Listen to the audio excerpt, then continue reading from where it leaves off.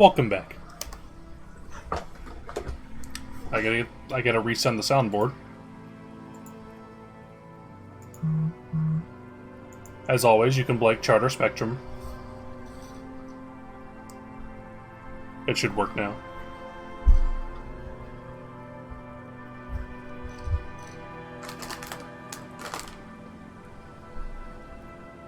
I sharded.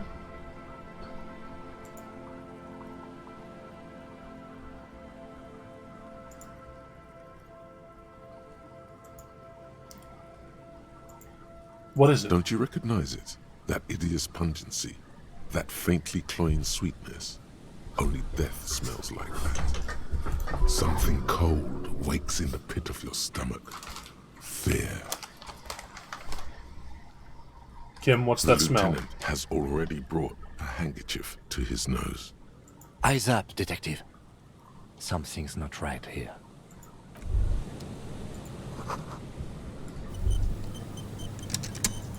Is that guy dead? A man lies on the boardwalk, his limbs bent and neck turned at an unnatural angle. Right next to him is an empty bottle of spirits. In his cramped hand, a chewing gum wrapper. Oh no! Half of his body has slipped between the cracked boardwalk, starting with the right leg.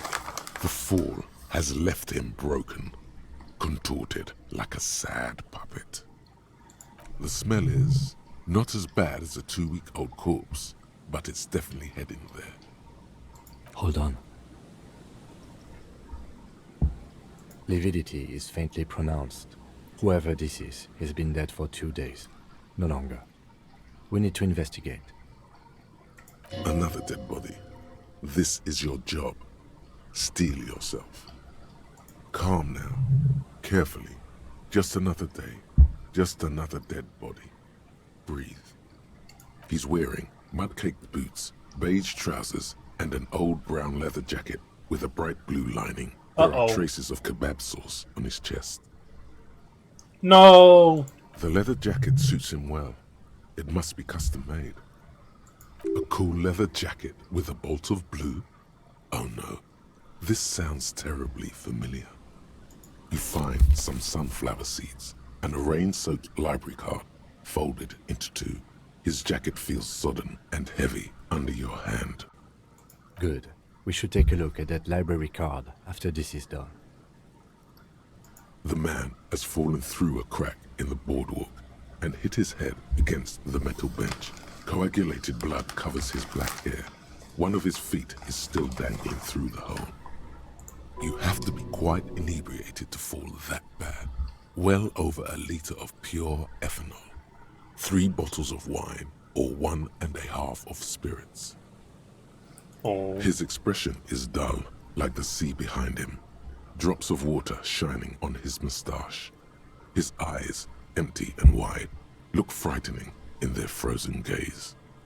Height, 170 to 175 centimeters. Curly hair, stout build.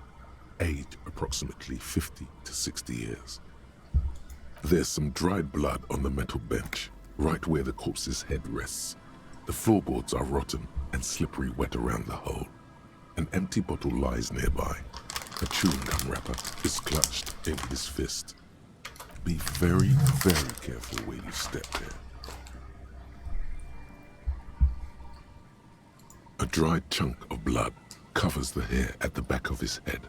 An open wound. It's sticky and cold to your touch. I don't see any other major wounds, do you?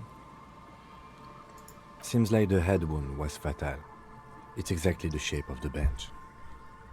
They screech under your feet ominously.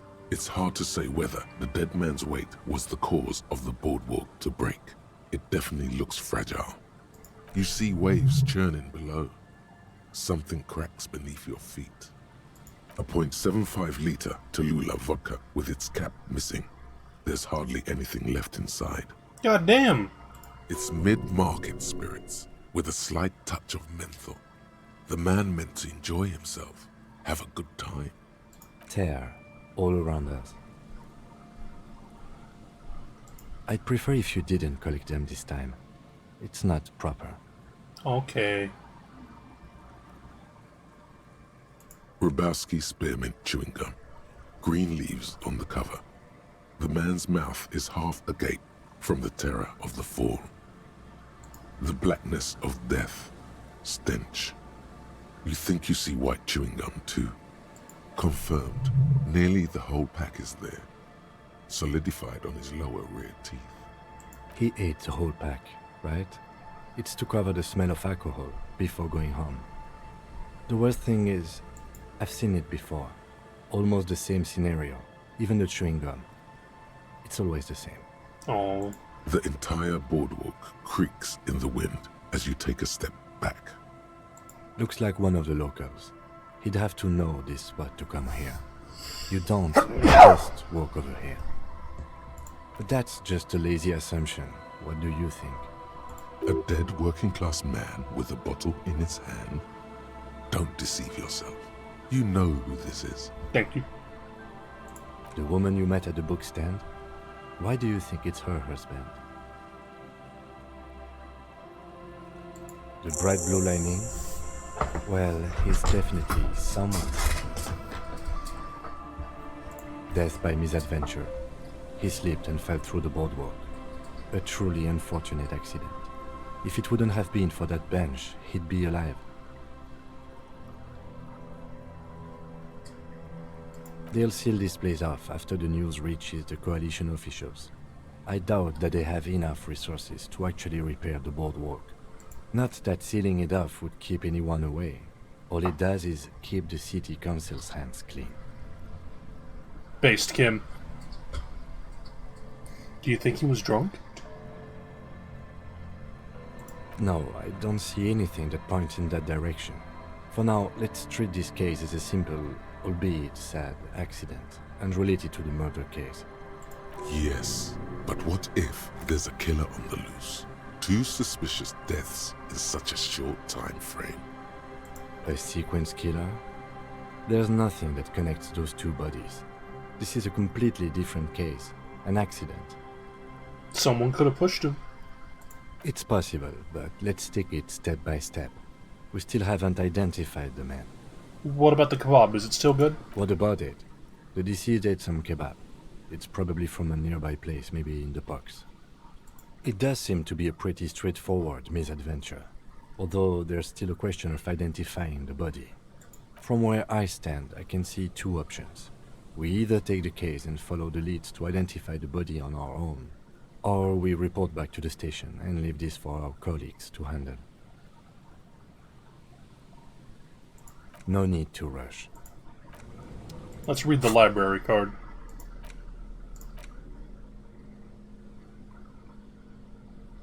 The library card is folded into 2 and still slightly wet to the touch. The front side reads, Central Jamrock Public Library Card, issued to Billy Mejean, expires July 53. Whoever owns this card is an avid reader. You find a list of books written in blue pencil. Radio thriller. Stand a little less between me and the sun. The last one in the list is The Glinton Curve by M. Theobald. A library stamp indicates that the book has been returned.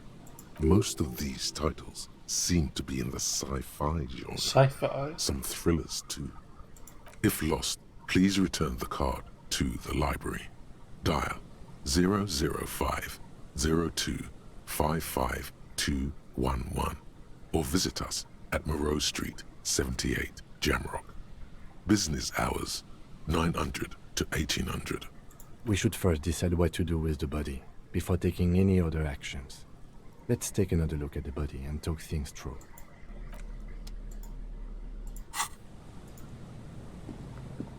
There's some tear, an empty cigarette package, and a crumpled kebab wrapper in the trash bin.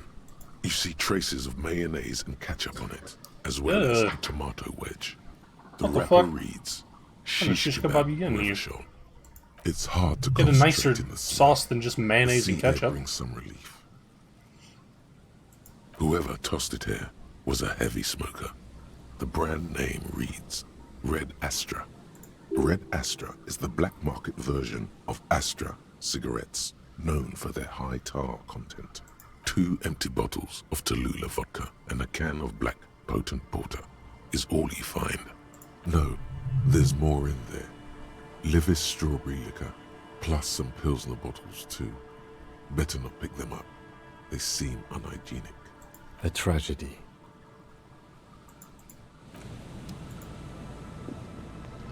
A man lies on the border. From where I stand, I can see 2 options.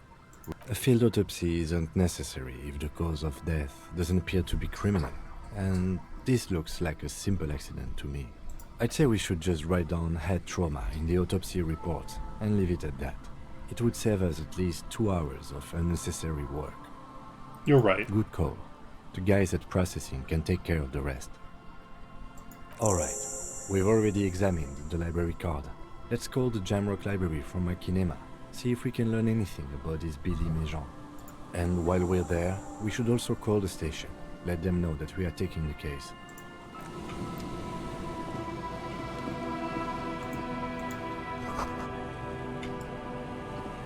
Come on, Kim. Moonshine, probably.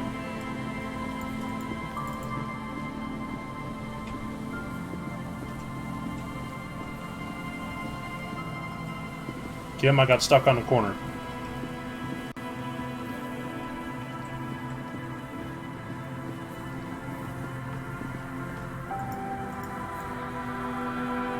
You pick up the handset. There's a tone. The machine is operable.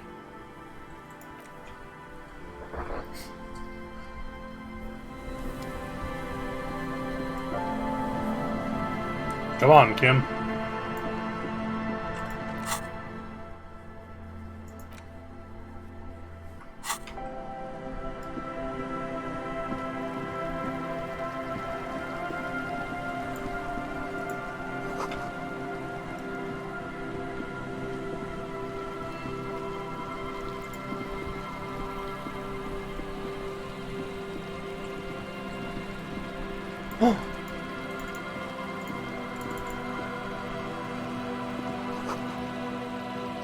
You.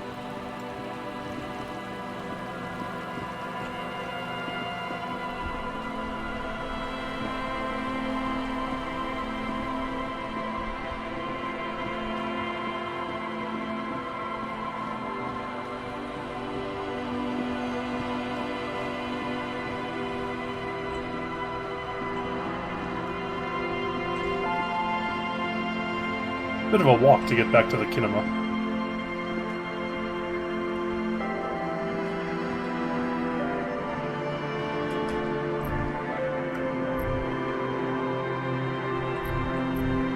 I can press Q to do that.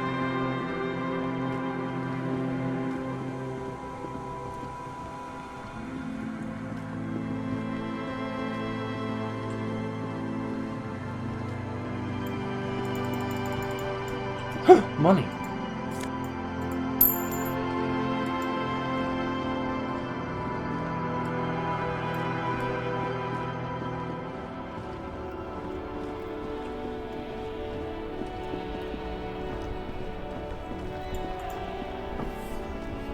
Inside, you see a set of steering levers, a radio microphone, a pull-out toolbox, and the soft glow of the This is Precinct 57. How may I assist you?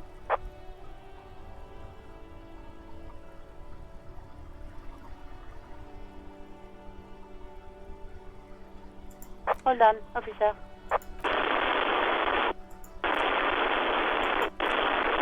I've got Central Jamrock Public Library on the line, and I've already introduced you to their librarian. Connecting the call in 2, 1. Yes, this is Central Jamrock Public Library here. How can I help you, officer? I'm looking for information. Billy Méjean, you said. Give me a moment, I'll have to check our database. Wumpty Dumpty Dum Center.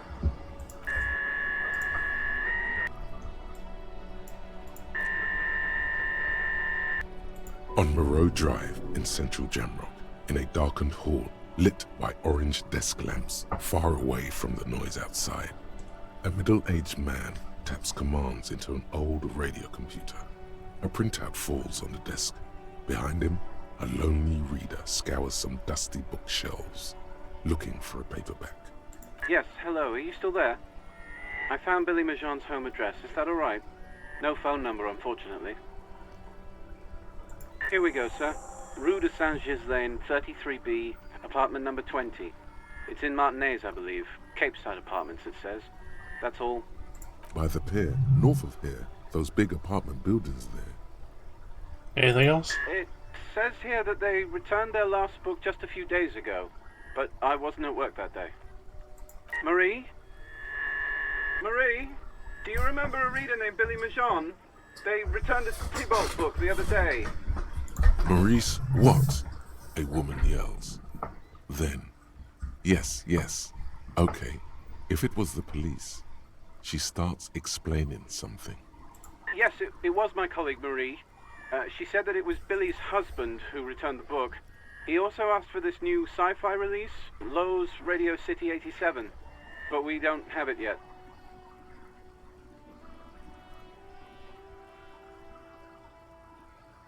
Marie knows Billy. She's been working here longer than me. Sometimes her husband returns some books for her. Sorry, no. Marie only knows him by sight. Marie! She said it was an older man, and that she's pretty sure he'd had a drink or two the last time she saw him. 1 second. Sorry, Marie wasn't really paying any attention to that. Happy we could help. Goodbye, Good officer. skill point. Anything else you need from me? 57's over and out. In the cabin, you see Hang on. I need to internalize my thought. Wumpty Dumpty Dum Center. Ah! You're at home. Excellent stupid image. cop. Not with the art crowd. You hate them. Everyone hates them. Even they hate themselves. It's nauseating. An industry built on sprezzatura and sparkling wine. And, let's be honest, tax evasion schemes. The Wumpty Dumpty Dum Center is the heart of this unholy symbiosis of aesthetics and tax optimization. And now that you've internalized it, you can have a piece too. Passives gives plus 10 XP and plus 2 real. Minus 2 suggestion. Pretentious wanker.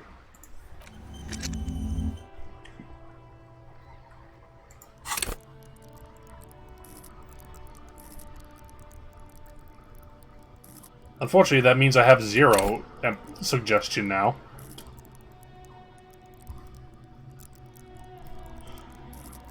I guess I could put some points in it. Or find some, like, clothes. Minus 1 suggestion. We must establish authority.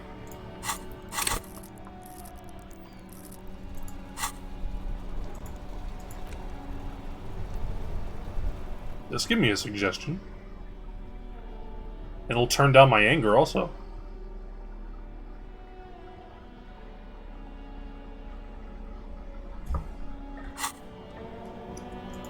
Inside, Well, we also you need to see report a set of dead body. steering wheels, a radio microphone, a pull-out toolbox, and the soft glow of the fuel.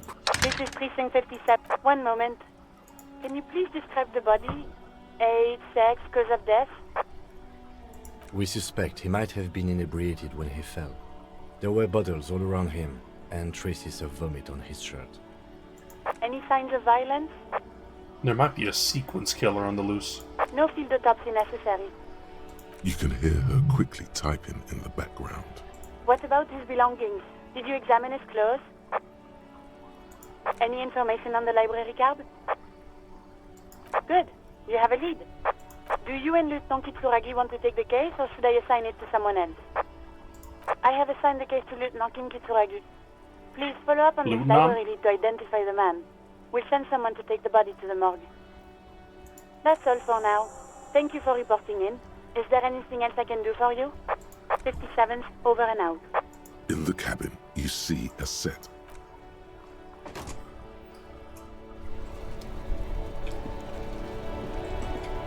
Any thoughts, Kim? Yes? No, he seems fine.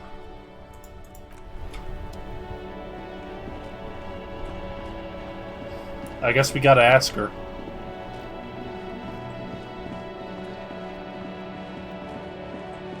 She's gone!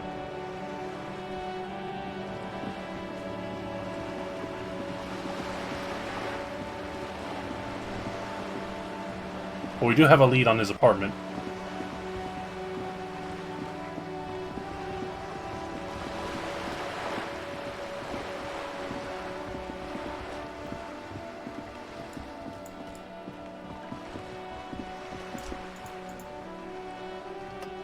A sturdy metal door guards the southwest entrance to the apartment building. It's locked. No reply. You can hear faint sweeping inside. A gust of wind blows through your clothes. No reply.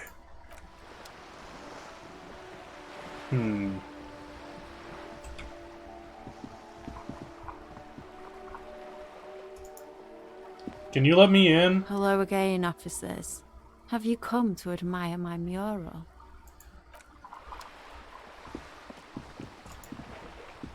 A sturdy metal door rattles again. Stop banging on the door!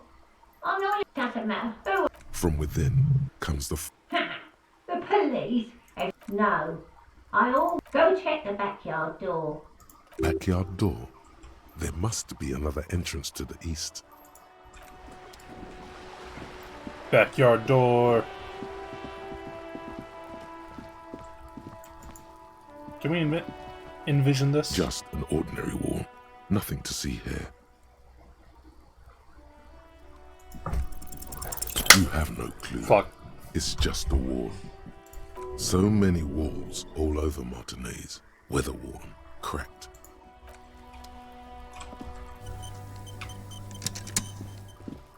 Let's get out of here, Kuno. There must be another way into the Ah! building.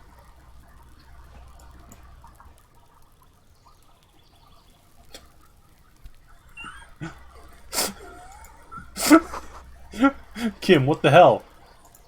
What the fuck did you say, bitch? You see a young man on a balcony nursing a cigarette. His eyes have been following you for a while. Not looking for any trouble, officer. It's the What? voice of someone who has something to hide, my liege. I don't want to be seen talking to the gendarmerie if that's okay. I just want to finish my cigarette. You have the same voice actor as, like, Thomas over there. It's the god of cigarettes and youth. Ask him if he's got anything to spare. Don't let him go. This could be your witness. The balcony has a great view of the whole thing. Is it really that important? Like a nervous cat, he keeps stealing looks at the neighboring windows. All right, but make it quick. Once I finish this cigarette, I have to run. Help you? No, sorry, gendarme. I have to run. I can tell that you finally got him down. Thank you. It was quite a disturbing sight, even by Martinez standards. What were you doing last Sunday? Oh. You already asked me that, didn't you? Did you? No, not you two. Some more muscular type. And when did you speak to this more muscular gentleman? Uh-oh. Last week? I don't know. Look, You didn't answer the question. What were you doing last Sunday? I had a friend over. What kind? It was my Sunday friend. Ooh. A Sunday friend. How intriguing. Did he see something? He doesn't reply, gesturing no with his cigarette. Under the grey sky, snow continues to pile on the neighboring windowsills. Someone hides behind a curtain. Those windows have eyes, and those eyes are watching, spying on you three. My name? My name is Martin Martinez. Martin Martinez? Good local name. Let's go with that. Failure. My name is Taichi Suzuki. No. We won't. Now, if you'll excuse me, I really need to get going. Please stay. Time to bring out your secret charm. Tears and begging. Show him your emotional side. Throw yourself before his very feet like a dog. What do you want me? You want me to cry, huh? No, for God's sake, I don't want you to cry. Listen, I really have to go. There it goes. Wasted. You would have gotten at least a few good drags out of it. Good luck with the investigation.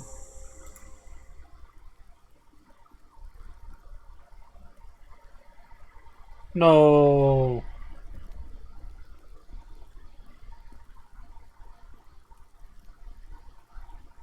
He's gone.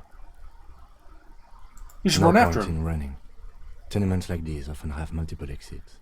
If he doesn't want to talk to us, then he'll know how to hide himself.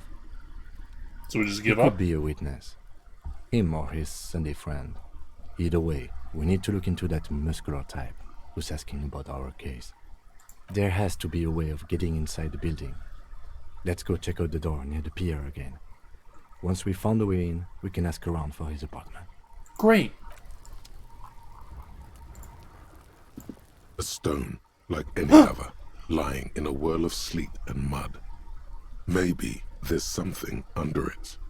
There's a key beneath it, rusty from the dirt. This must be for the front door. Pity he doesn't have the apartment Leave number. no stone unturned. This building has hundreds of apartments. We'll just have to go in and see. We can go inside.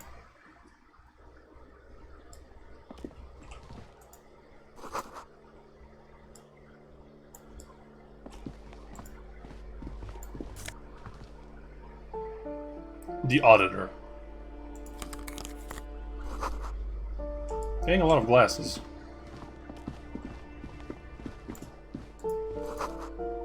That isn't just a five-pointed star.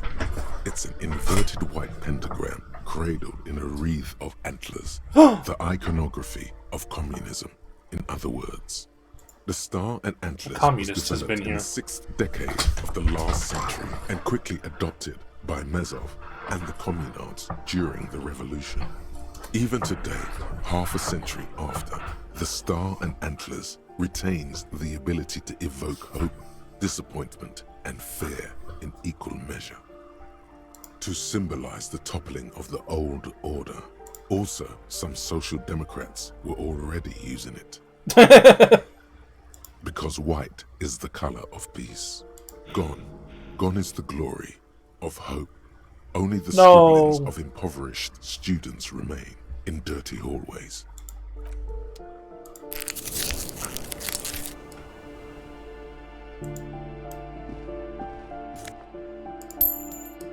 I was hoping I would steal the shoes.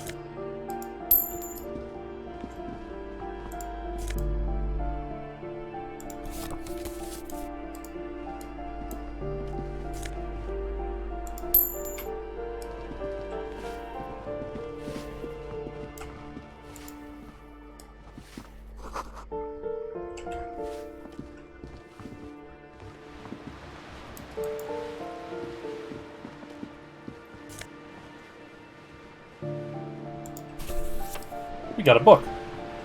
A shift in And a temperature. pressing thought. The air chills around you. Dust settles on the stony floor. A former architect stands before a slice of window, a room plan in her hand. A cold wave has made the air in the building stand still and frozen, with temperatures falling down to -20 degrees Celsius. God damn. Is red from the cold. She's breathing on her fingers, clasping the plan. Traces of sadness are visible in her expression. Faint pencil lines on paper depict the same place, but a missing eastern wall connects the room with the neighboring apartment. Ideas for arranging the furniture have been jotted down. It's clean and empty, with new tapestry embellishing the walls. A standard HB graphite pencil has fallen off a three-legged stool in the middle of the room. Whoa.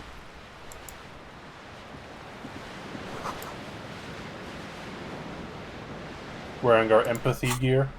Oh, you're right.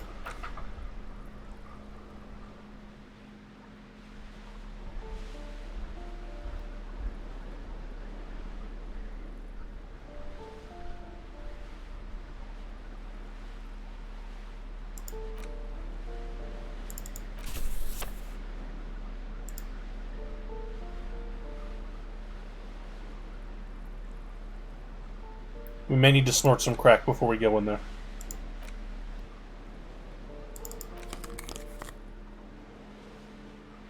Feel the streets, leave reason behind.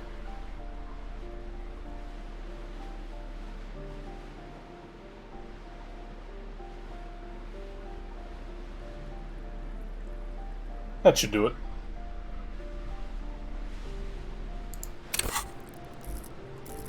Five.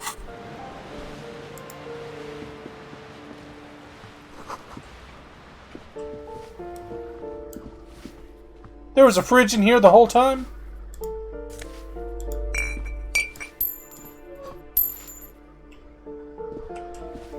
Kim?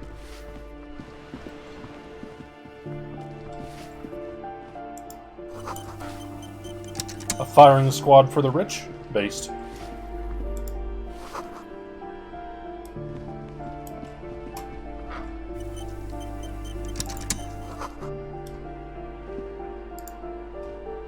You hear someone walking around inside, rearranging the furniture. The number on the panel says 10. Apartment 20. This door has been closed with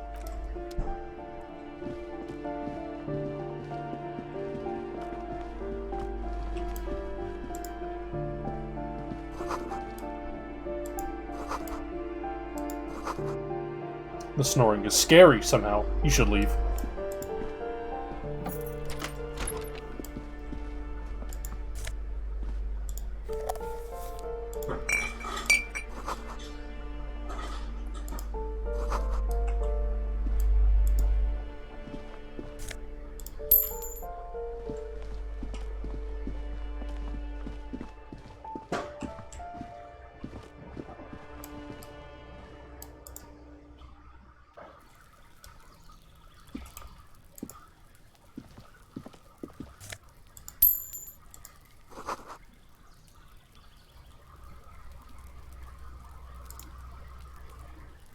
The help menu.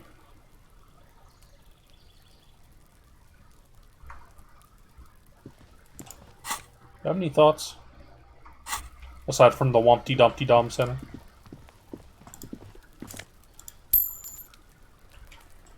Door in.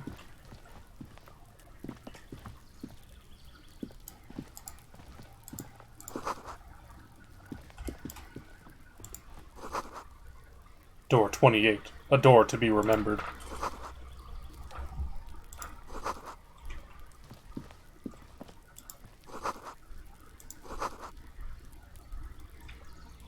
Oh, someone's inside singing.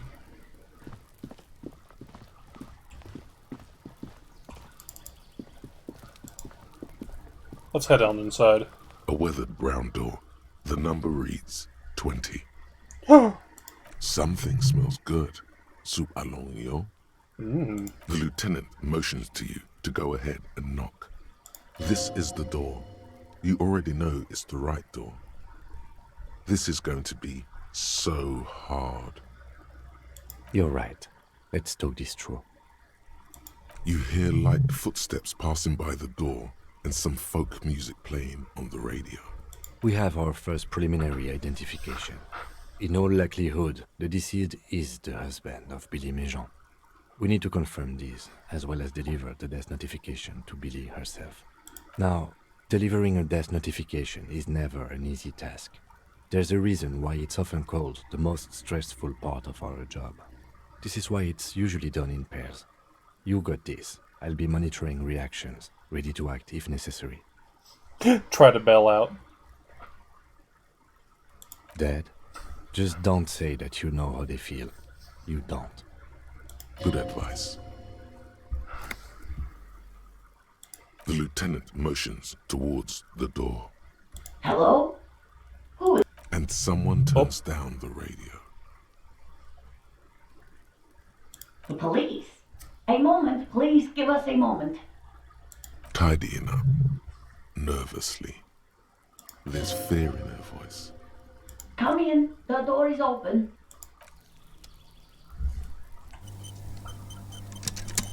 Let's be safe.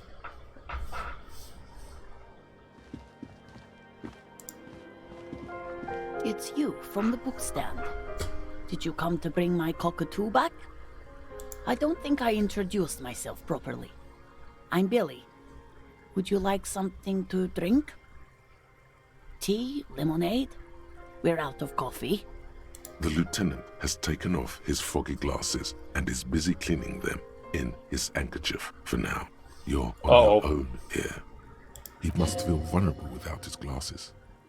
Is this why he's letting you take the lead? Is this about Victor, my husband?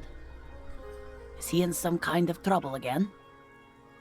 I can come pick him up in the station if that's what. No, this is something much worse. Is he in a hospital? How bad is it? Lieutenant's handkerchief?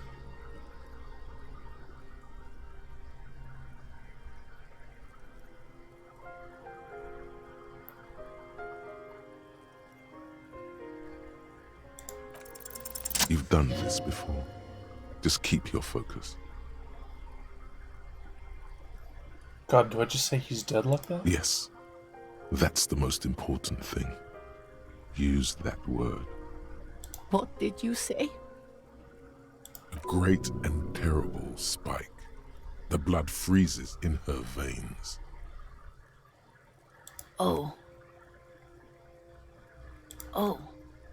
But he was just... But he was just here. Alive. We understand this comes as a huge shock.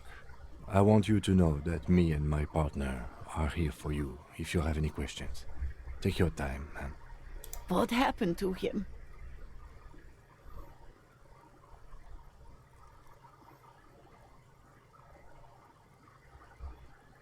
Was he drunk?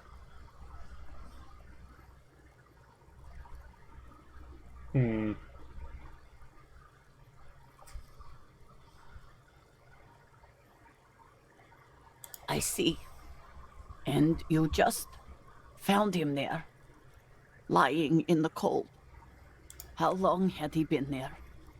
If you say 2 days maybe, it will be etched in her mind forever. She blinks, eyes welling up with tears, as her hand starts searching for something from the pockets of her dress. The handkerchief. Don't give her the lieutenant's handkerchief.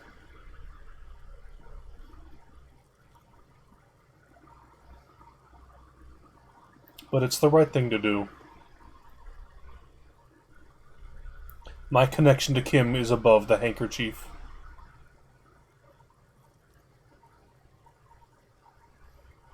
A small, terrified smile quivers on her face as she takes the handkerchief and wipes away the tears. She looks disoriented. Is there anyone we could call for you? A friend, a family member, someone who could be here for you? No. I just need to tell my girls. It burns like acid. God, should I call them? Should I tell them to come home? No. A day.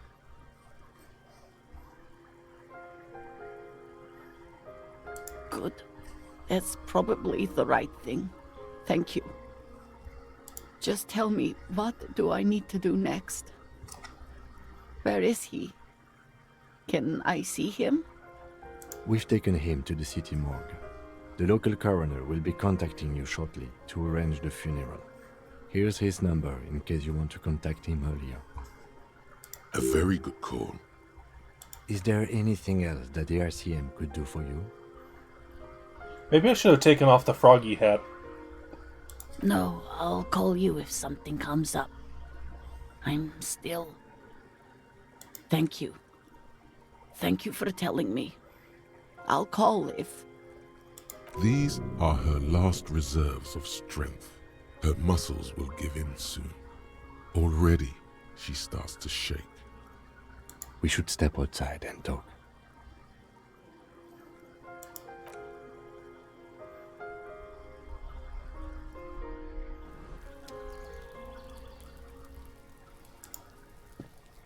You did well.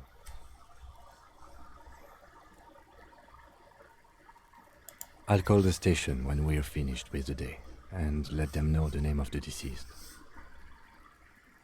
They'll manage. That's it. We should get back to our case now that our duty here is done. Let's go.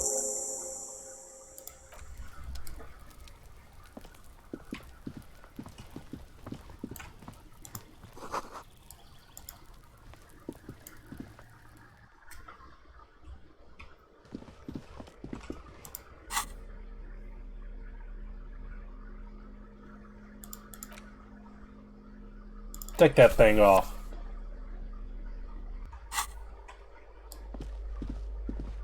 A very good side quest.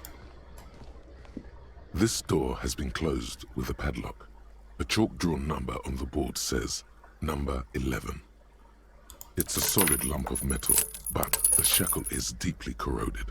A solid pair of chain cutters would make short work of it. Better whip out those cutters. You won't get very far otherwise.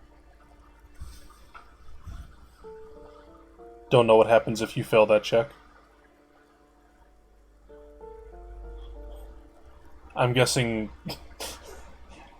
we have a very rough time about it. No reply. Well, let's break in. This door has been closed with a padlock. A Jim chalk-drawn Spin. number on the board says, number. The shackle snaps like a twig, and the lock falls to the floor with a little thud. It should be possible to enter now. After you, detective.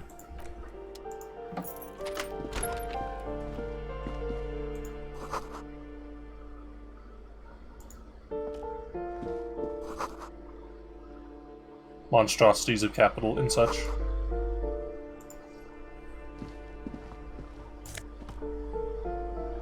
$9mm bullet. Ooh. A plaster cast bust depicts a middle-aged man with impressive sideburns. The name on the plinth reads, Kraz Marzov. You can hug Billy the moment you meet her before taking the quest. Aww.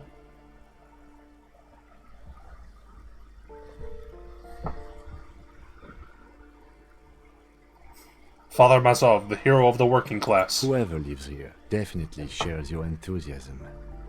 There aren't many communists around, not after the revolution. Some youth still keep the ideology going, it seems. The White Star, the photos on the wall. I think we have broken into the apartment of a young communard. How fitting.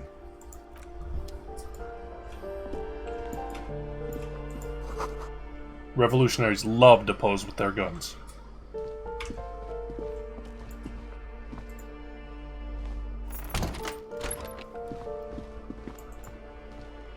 You hear someone walking around inside, rearranging the furniture. The walking stops abruptly, but no one comes to the door. Sounded like a woman's shoes.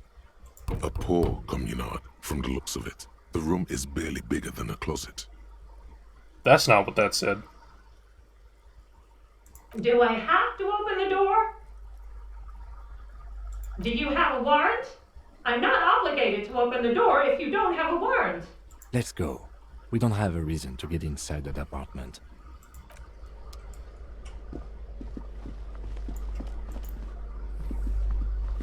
Give me a moment. The cold never does any good for my bronchitis. Tell me about it. I'm fine. Fine. Don't you worry about me. You're still worried. It's very worrying. Now, what do you want from me, policeman? I'm looking for Martin Martinez. Oh, you'll find plenty of Martins here. Don't you worry. No, I'm looking for a real person named Martin Martinez. Pea-brain. Someone played a trick on you. Martin Martinez is a name for anyone who comes from Martinez, like Tim Jamrock or Raoul Ravachol. Oops, you really didn't get the joke there. I thought it was obvious.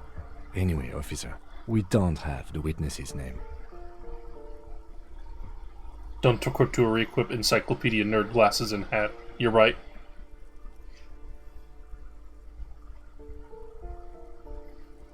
Yes, yes. I know who you mean. The scrawny boy who's always smoking like the devil, right? Somewhere in the building, a child starts crying. You hear a radio tuned to a talk show and someone taking a shower. What's he in trouble for? He's going away for life. Talk?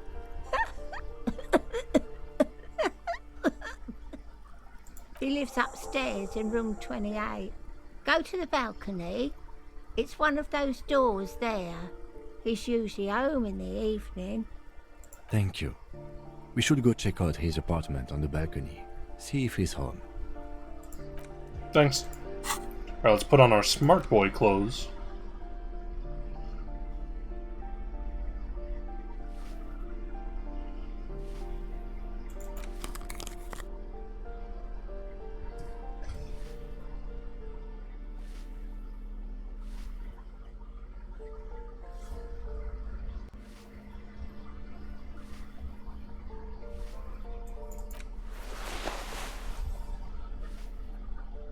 Now that we're a nerd.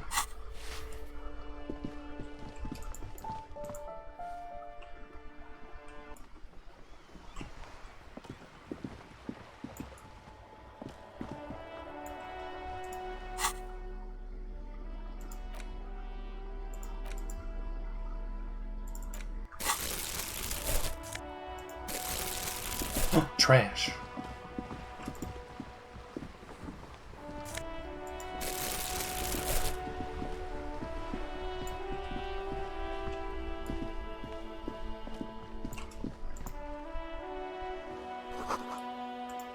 Locked. Damn, we're rolling in dough.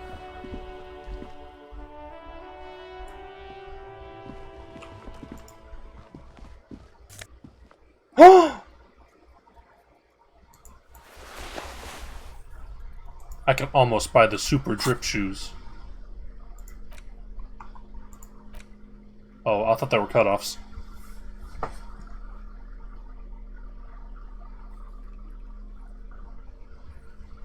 God ass, but hindsighted.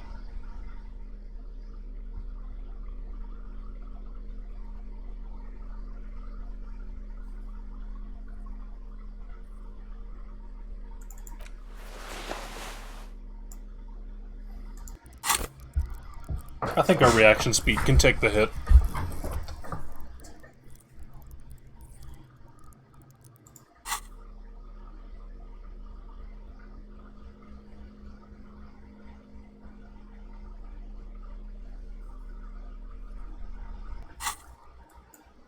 The pockets of these new jeans are perfect for sticking your hand into. Makes you look cool, calm, and collected. As your hand enters the pocket, your fingers brush against something, soft, yet crinkly. Hey, it's a chewing gum wrapper. It reminds you of the fruity juice of apricots. You should inspect it closer if you have time. Something about the wrapper's texture is familiar. Not familiar in a good way, you might say. Uh-oh. There's pain in there somewhere. By the way, the raw materials were most likely exported from Seaguy, the apricot suzerainty, and processed in Sur-le-Clay into the apricot-flavored chewing gum loved by kids of today and yesterday. Something about it is familiar, and not only to your fingers. We're rolling in dough. We can buy the drip.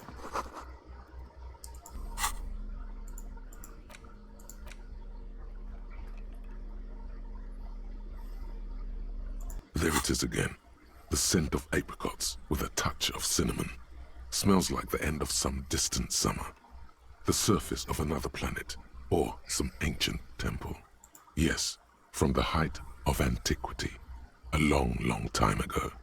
Millennia ago. On an island of time you can never return to. The sun sets into the sea, but the water does not boil. Instead, it turns to liquid gold. For a moment, the world's store of precious metals seems to increase dramatically, and you are rich. There is a movement next to you, the shuffle of a small coat, warm like the evening. But when you turn toward it, there's nothing there. Where'd it Why go? are you talking to a gum wrapper? Bitter, citrus, sweet. It seems to grow stronger, like a glow, with every breath you take. Whatever petrochemical Big money. byproducts they used to create this artificial flavor have bonded tightly to the wrapper. Or is that just your memory filling the gaps? I wish I got $2 anytime I remembered something. Until a blossom of skin and flower petals erupts behind your closed eyes. Made of toffee, cream, and distance. You just had to take a dive. Brain thought.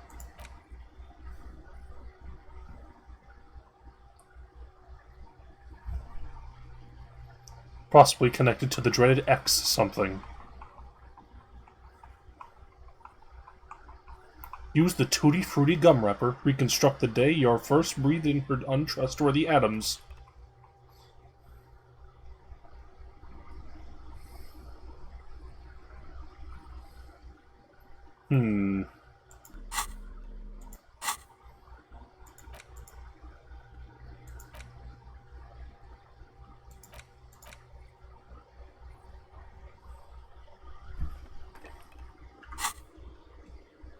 I'll have to hold on to that one for a bit.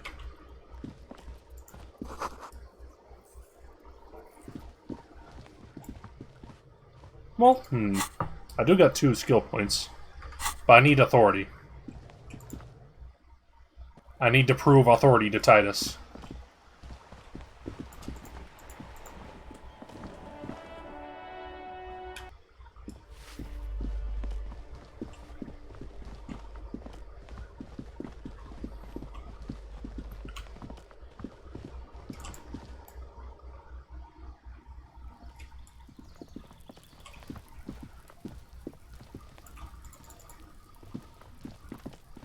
This door is made of metal and appears to be reinforced. Someone here really values their security. Number 28. This is where the cleaning lady said the smoker on the balcony lives. Let's see if anyone's home. Knock on the door. No Knock, one knock. answers. Looks like the young man we are looking for isn't home. I think our best chance to catch him is in the evening. We should return tomorrow after we have finished with our day's work. How about 9 p.m.? Sound good? What do you mean? The smoker on the balcony. This is why we're here, right? He might know something about the murder. So tomorrow 9 p.m.? Suddenly, he's a little worried about your memory. Don't worry. It's mostly all still here. You can remember things. You can You remember got this. things. Tomorrow, 9 p.m., right here. Apartment number 28. Good, let's go. Damn. Turns out it's quite tricky finding someone in a big apartment building. Don't worry. You'll get him. Remember, tomorrow, he's probably gone for today. Kim, we can't go that way, Kim.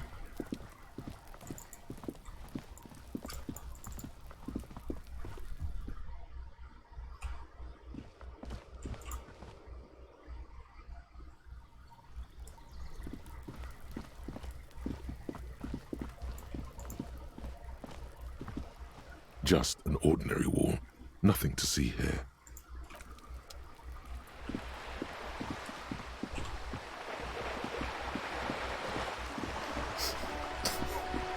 I like how it's just a wall.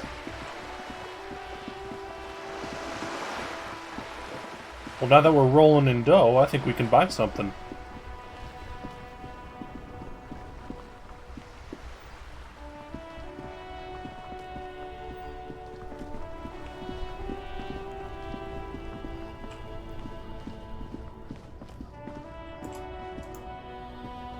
Everything's still cool here, officer. Tapes? You mean like music tapes? No, music is out. Don't listen to music. I sell extremely cool sunglasses if you want to get your mojo going. Tapes? Tapes are everywhere. They're worthless. Kids throw them in the trees. There's one in the bushes right behind this lorry. No one would ever throw a good pair of high-quality plastic sunglasses in the bushes, mister. Yo, high quality To the plastic. west, dark brown ribbons of tape hang from the tree, flowing in the wind. You should have a look. It's better than nothing.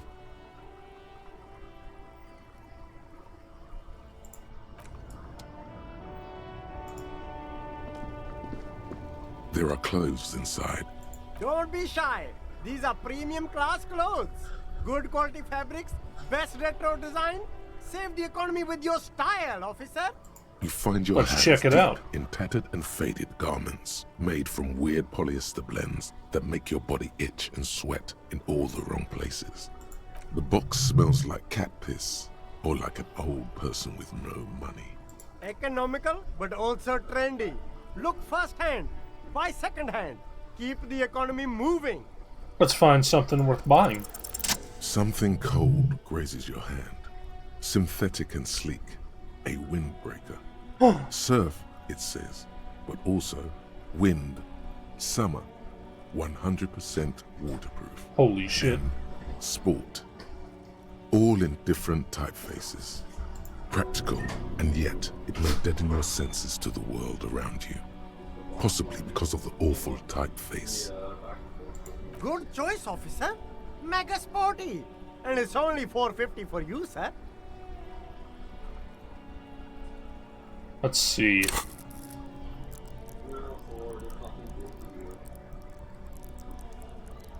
I got pretty decent composure already. And shivers.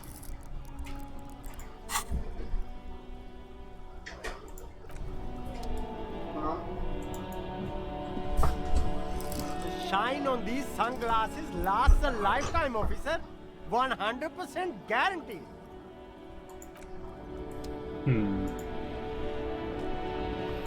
The speakers below are banged up and worthless. The sneakers triumph over them. They're the star of the show here. +1 reaction speed, +1 hand-eye coordination. I mean, I got pretty good at both.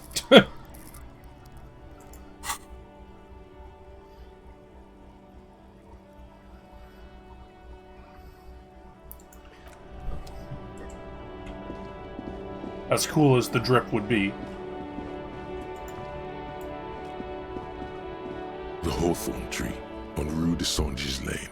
Bronze-colored ribbons of magnetic tape are caught in its branches, fluttering in the breeze. Just like promised, you've stood here for what seems like eons, guzzling the sickly fumes of lorries and carriages. Good Hawthorne. Patting the tree reveals a small sticker which has almost been worn to oblivion. It reads, RCM Emergencies Desk, number 8102, underneath a slogan, Mankind, be vigilant. You tree-hugging pansy. The gnarled hawthorn tree on Rue de Saint Lane. A wintry breeze blows by, making the magnetic tape flutter. I like how you can say piss off nature like you're strong bad. With slow Yeah! and deliberate motions, pulling, bending, and unraveling, you manage to extricate the magnetic tape from the branches. It curls up into a mess inside your pocket. If only you could find a way to re-spool it, so that you could hear what's on the tape. What's the tape for? How? It's broken and unspooled. Do you think your new buddy knows how to fix it? You could also get it fixed at the pawn shop across the street. We shouldn't waste our time. Good idea. He might have the tools. The tape projector in the pawn shop uses similar tape.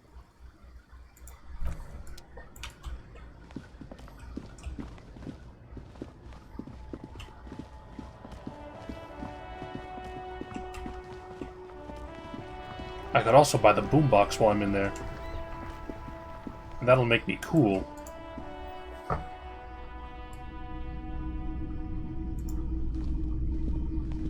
A typical Martinez streetlight sits among... 700 real. A bargain, I dare say. A bargain? No, it's not. He's trying to sweet-talk you into buying trash. The light has undergone 3 transformations, and every transformation, large or small, has a price tag. Well, there are the cost of removal and rewiring. The most important transformation is the light's placement among ordinary indoor fixtures, which has adjusted its morphological field.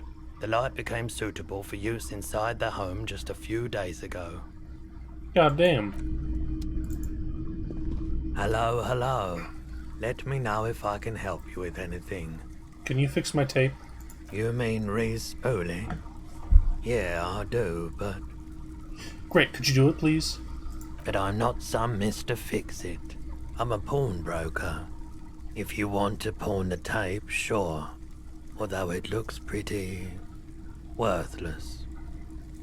This is not worthless, Roy. No, it's different. Those film tapes actually mean something to me.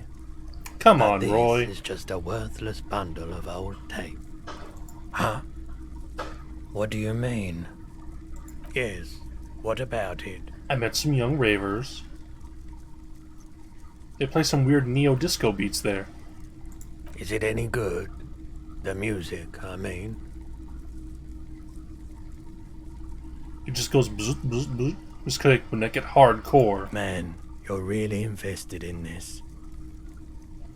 Okay, I'll help you out. It's going to take a moment, though, so just sit back and relax. You take some time to look around the store. The play of visuals all around the pawn shop is mesmerizing. Suddenly, Roy turns back to you with a reel of tape in his hand and coughs. Thanks. Yeah, my pleasure. I do what I can for true passion projects. Just try not to use this tape for negative photon emissions. Take responsibility, okay?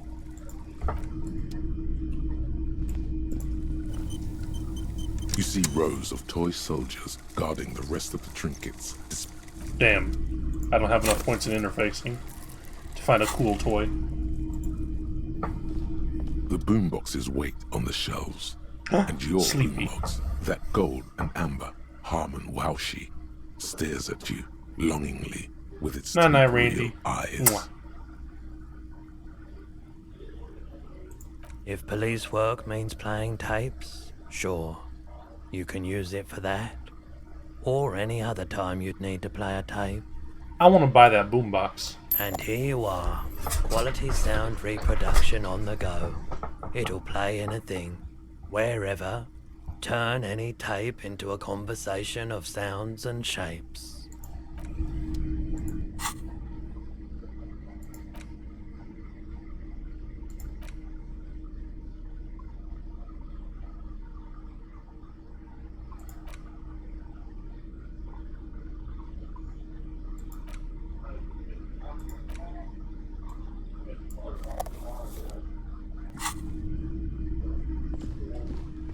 Kim, do you like my boombox?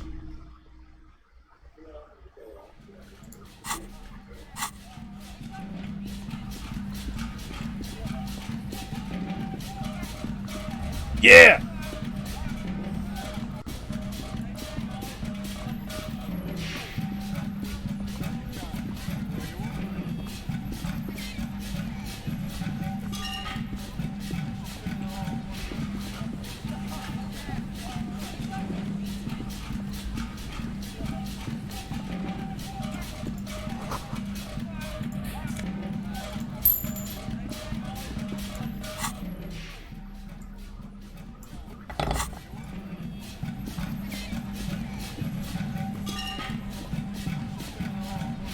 Someone playing as nude Harry Potter with the boombox.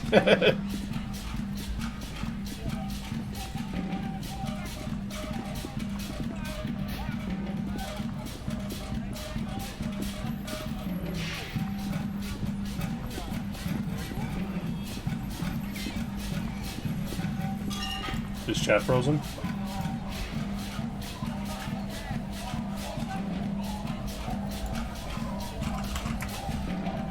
Not anymore.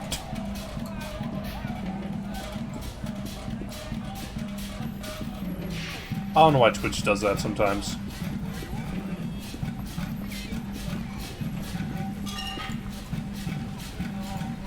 Soundboard? Oh no, okay, everything broke. Okay.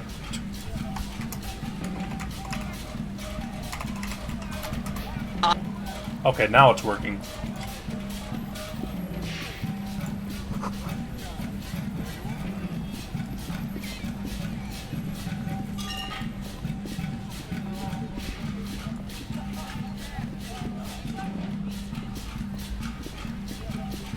We gotta go find those, folks definitely not making meth.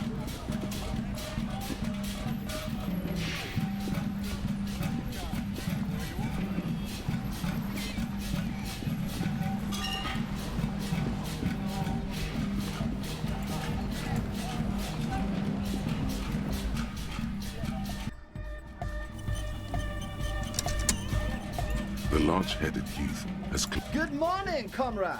Yeah! Yeah! Remix time! Tape goes here, into deck B. A hand on his ear, he listens to the audio through his headphones. Wow! Did you get this from Arno himself? What do you mean? Listen, I'm just going to show it to you. Ready?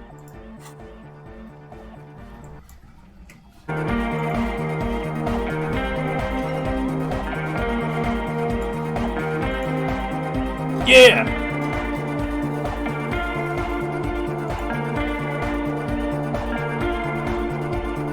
Wow!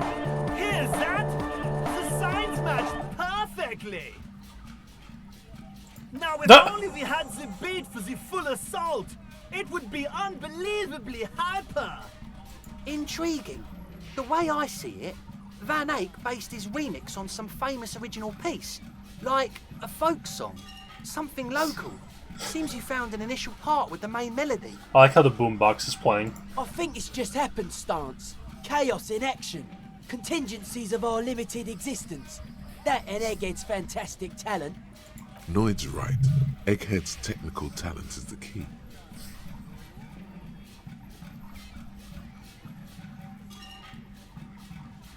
Be how it's made! If it fits, it fits! Bring up the volume! What about the bass? Do you have any ideas for that? Yeah, I remember. You said it needs more bass. You can't just leave it without a bass track.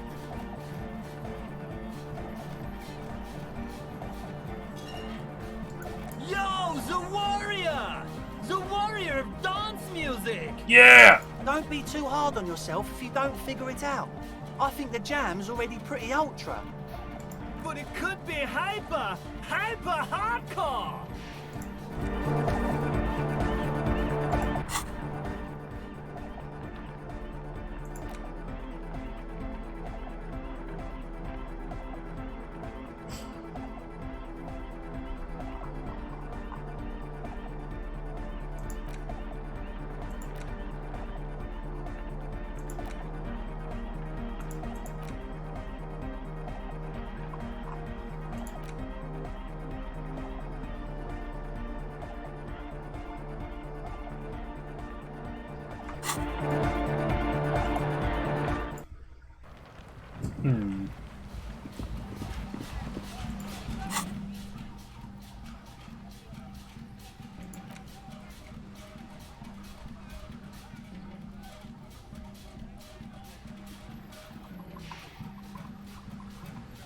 Egg?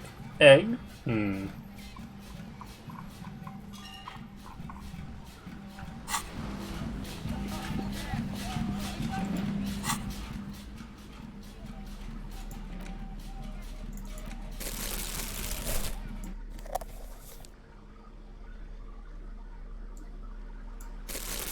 Let's see.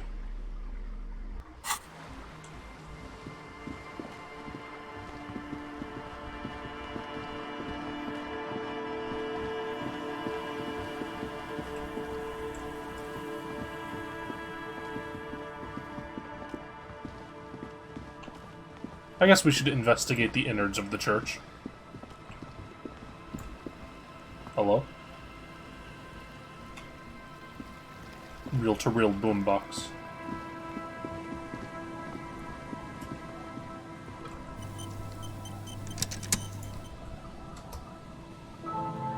Okay, I was just making sure my thing was working.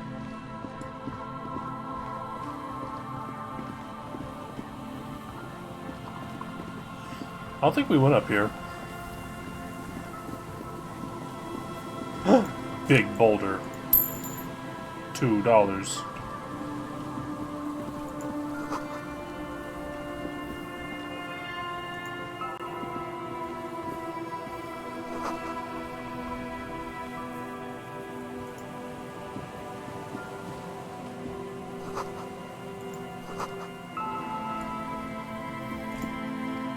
An old door, worn by elements, guards the depot. The wind has blown a sand dune in front of it. The door hasn't been opened in a long while. You see a handle. Twitch is a very good program. It's military. A service depot of some sort. The washerwoman mentioned a depot at the coast. She said it was for moving ammo. It just now sent a notification. I was going to wrap up soon because it's 1 in the morning.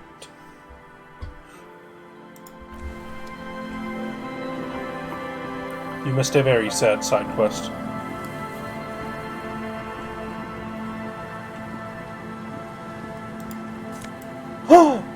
White polo shirt?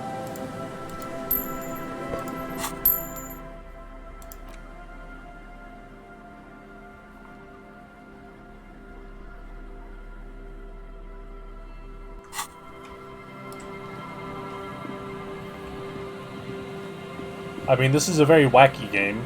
Sometimes it can get sad. We got to hear the story of, what happened to our car.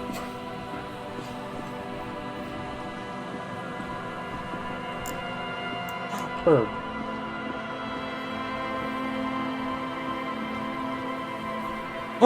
Memento Mori.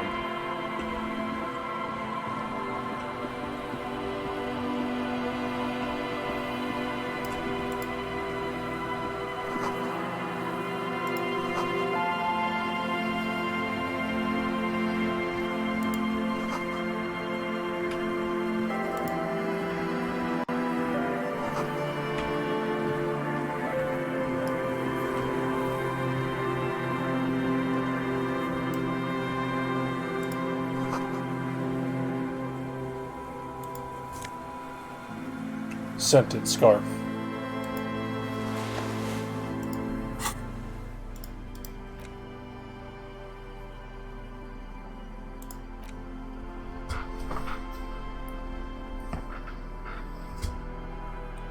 Word, if you don't delude yourself that spring has arrived. Allergies. What's polo, anyway? No, really, what the hell is polo?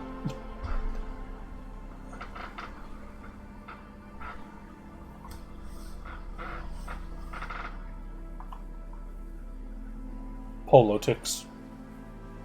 What kind of man would even wear a polo shirt? This might be one of life's mysteries that will never be solved.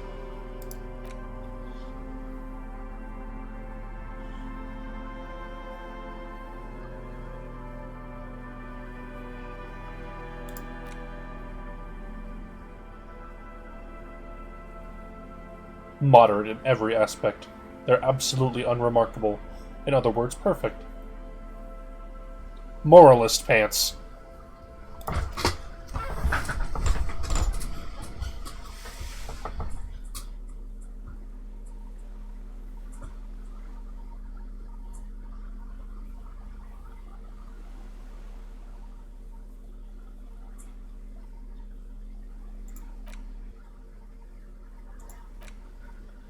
Checkmate. Makes you feel a fun kind of serious.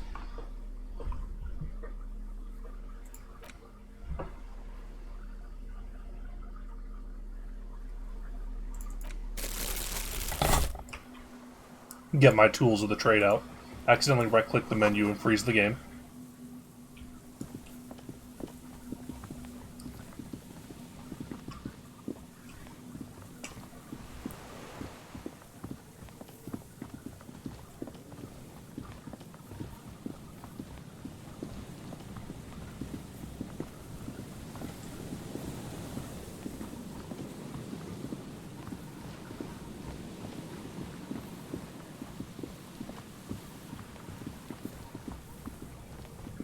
Wait, is there anything over here?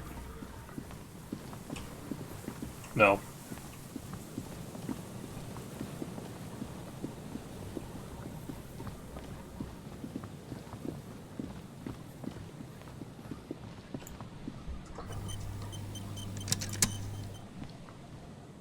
Heavy wooden doors, more than twice your height, stand shut in front of you. The rectangular sea-worn ornamentation appears in stark contrast to the padlock, carelessly drilled into the wood. The carving on the door is block-like and angular, like the church itself. Two large beams shoot downwards, sinking into the wood before they reach the threshold. The surface is smooth from the wind, but moist to the touch. This cheap-looking padlock is sturdily built. It shackles together a hasp and a staple screwed into the wooden door. The lock is adorned with a yellow sticker. It'll be easier to break the staple than the lock. Also, that sticker is interesting, somehow. Sticker? You see a yellow circle with two X's and a big curve below them that looks like a mouth. Whoa. You're pretty sure you haven't seen it before, but what the symbol depicts is clear enough. A smiling dead guy. The curve makes it smile, and the X's make it dead. He takes off his glasses and uses a blue handkerchief to thoroughly wipe them clean before inspecting the sticker. Then he looks up, pauses, and replies. No. No. Looks like a dead man smiling. Suggests junior delinquency. What is suggestive of junior delinquency? I haven't seen that sticker before, and I'm not a youth. Try to peel off the sticker without ripping it. Your hands are Fuck. clammy from the sea air. The piece of sticker keeps slipping away. Kim, can I have the handkerchief? My hands are wet. The lieutenant hands you a blue handkerchief. He looks a little dismayed when he gets it back crumpled. However, it should be easier to peel the sticker off now.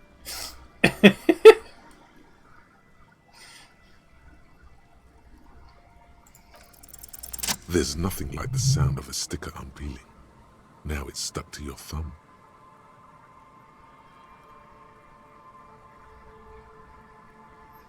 Put the sticker on your ledger. Voila. Looks very modern. Oh, yes.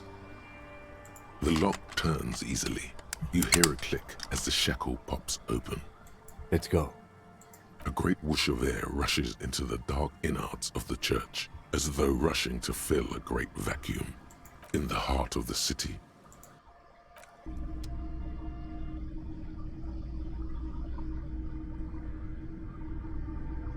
What the frick?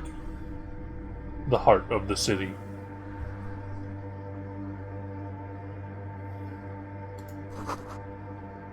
You should walk here, not run.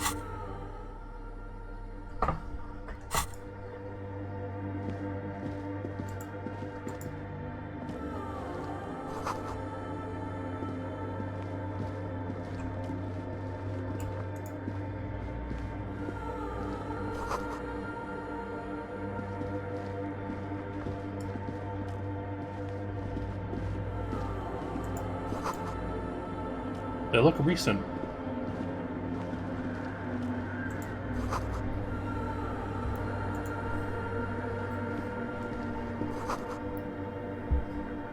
Portable tape recorder.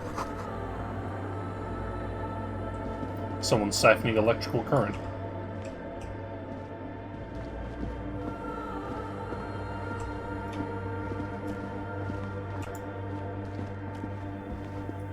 A machine stands in the corner, watched over by the figures on the stained glass window.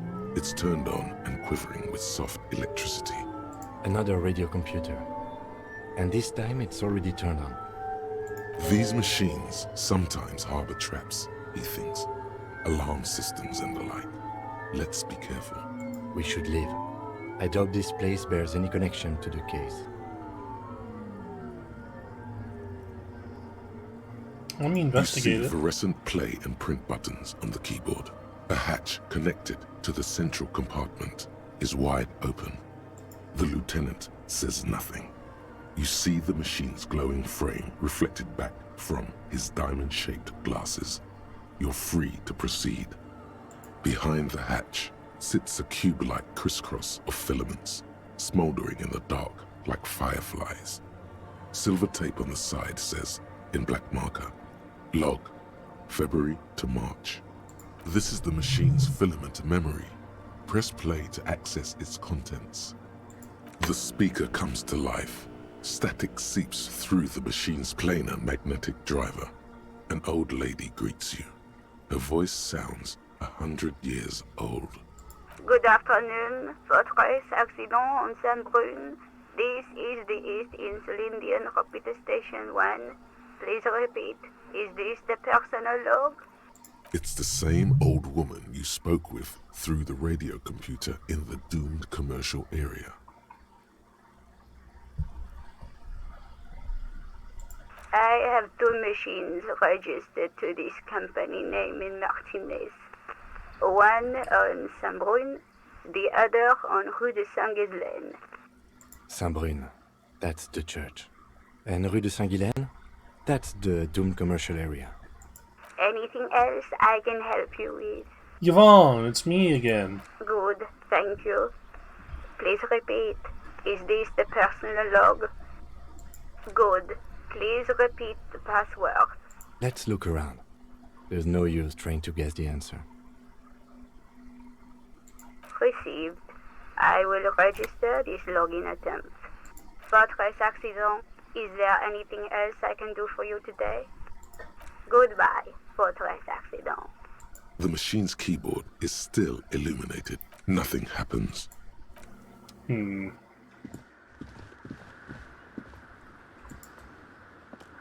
In white, silver, and apricot faience, Whoa. The young mother of humanism stands above you. A crack runs across her body.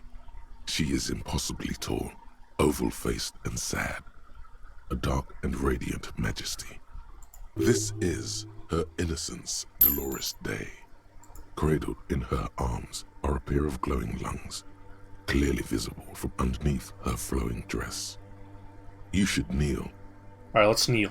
Your knees touch the floor. The floorboards are hard and cold. There, you kneel among the snowdrifts, diffuse light falling on your hands from beyond the glass. The woman looks down at you kneeling. She towers among her followers, architects, laymen, courtiers. There is a sad smile on her lips and a glint in her green-blue eye of what? Compassion? Remorse? It's not possible to live. As that soft word passes through your mind, the lieutenant draws an X-shaped cross from shoulder to shoulder. Your fingertips touch your chest 4 times. Then you rise from your knees into the apricot-colored light of the window. Above you, the woman still smiles her distant smile, sundered by the crack in the glass.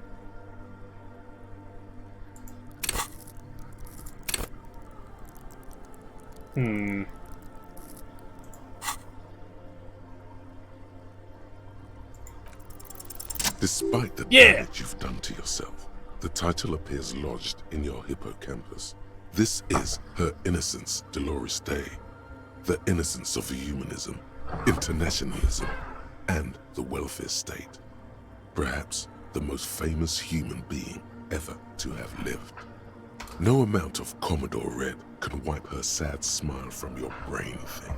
It has survived the deluge and haunts you still, and will haunt you forever, as it haunts all men.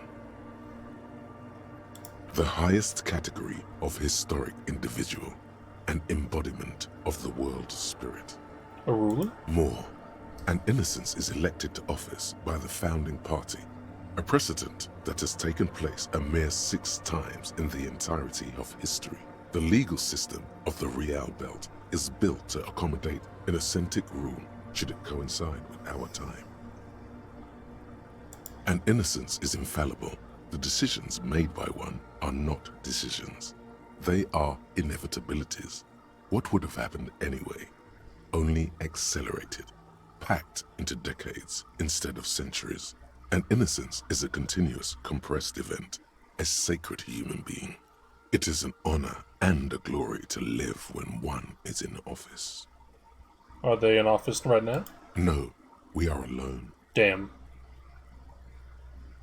300 years ago, in the wake of the discovery of this Isola, the Insulindian, by explorers from the continent of Muindi, she is, among other things, the innocence of inter-isolary travel and the connected world. What else do I know? Many things. You know she was a woman of the court, the wife of an influential Marchese, and eventually the principal advisor to Irene La Navigateur, Queen of Suresnes, modern-day Sir La Clé. Also that she was gorgeous beyond beauty. Terribly, women of the court were expected to play both contract bridge and chess sufficiently well to prove an interesting challenge to a man. A simple grasp in matters of philosophy, theology, and science was encouraged. She was, by all means, a kept woman. She made the most of her position in the antediluvian court, a court visited by the most prominent thinkers and artists of the day. In secret, she was becoming the era's preeminent philosopher of the state. A scalpel, a piercing gaze.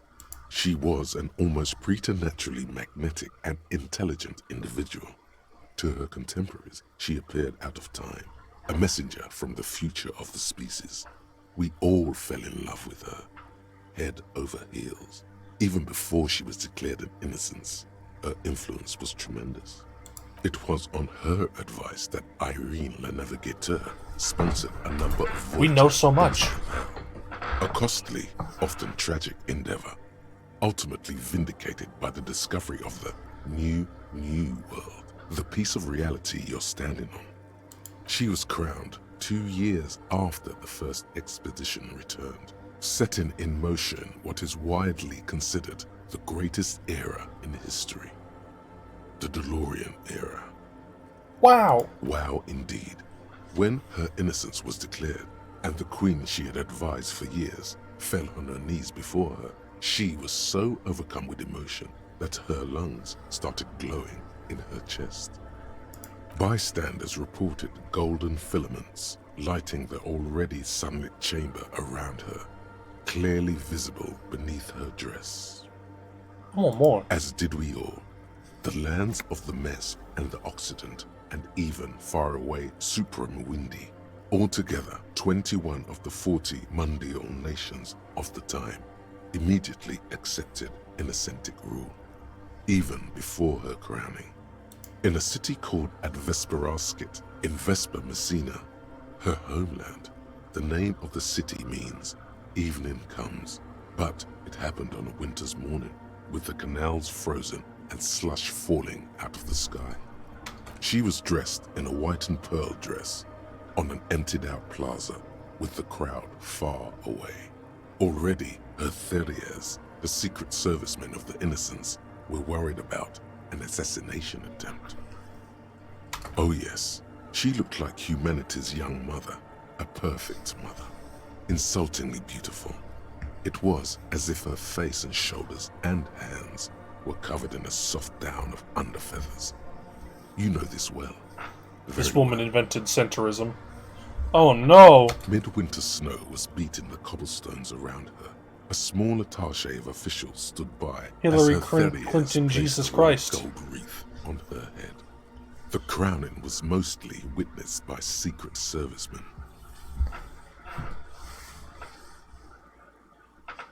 One of the men in this secret service killed her 22 years later. A young man who had come to suspect that Dolores Day was not entirely human, but something else. Something that had walked in our midst, watching us stumble for hundreds, if not thousands of years, until it decided to interfere in the course of our history. We were supposed to come up with this ourselves. The man was reported to have screamed at the Innocents. Dolores Day was shot in the chest with a fowling piece 8 times. The man, thought to be insane, said he once touched her and her body had been unnaturally warm, like a furnace, and that sometimes, while on duty, he observed her forgetting to breathe for over 10 minutes. What a bizarre statement to say. I wonder what prompted him to say that. This inhuman quality was witnessed by many others as well, glowing lungs and all. It is commonly attributed to mass hysteria and religious psychology. Terrifying is a term too emotionally charged for your semantic memory, or what remains of it. But although she's often considered to be the greatest human being to ever live, there was something ominous about Dolores Day, constantly surrounded by her terriers. She was the most socially secluded and least self-aware of all the innocences. Some modern thinkers would consider her a war criminal for the campaigns she waged against the Mesk state. And then there were the resettlement programs. Obama. The Mesk state tried to detach itself from innocentic rule. Parts of the world were experiencing whiplash from accelerating into secularism.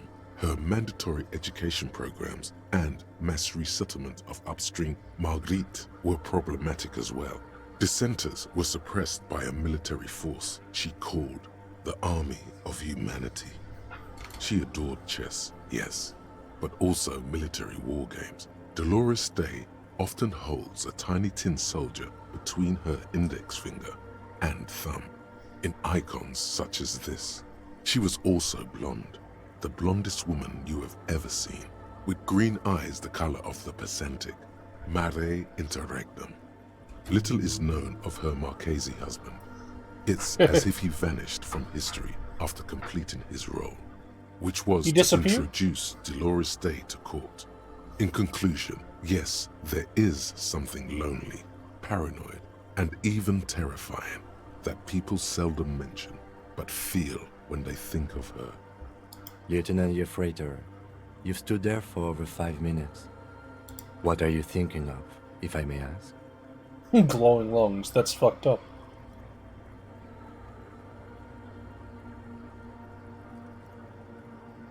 She's somehow connected to the case. She's been dead for 300 years. I am almost 1,000% certain she isn't connected to the case. None of this is, in fact. This church, the coast, this isn't a good place to get lost in. The old woman in the village was right. This must be the DeLorean Church of Humanity in Martinez, or the small Pinewood Church in some records. It's a minor landmark, not easy to find. Most maps misplace it. It was built not long after Revachol's founding, 300 or so years ago, by first-generation settlers. On the coast of an uninhabited archipelago where only animals had roamed before, in the wild reeds. Okie dokie. There used to be 7 stave churches on the coast. Les Sept Sœurs, they call them, the 7 sisters. Only one remains. The rest were burnt in the revolution or used for building materials.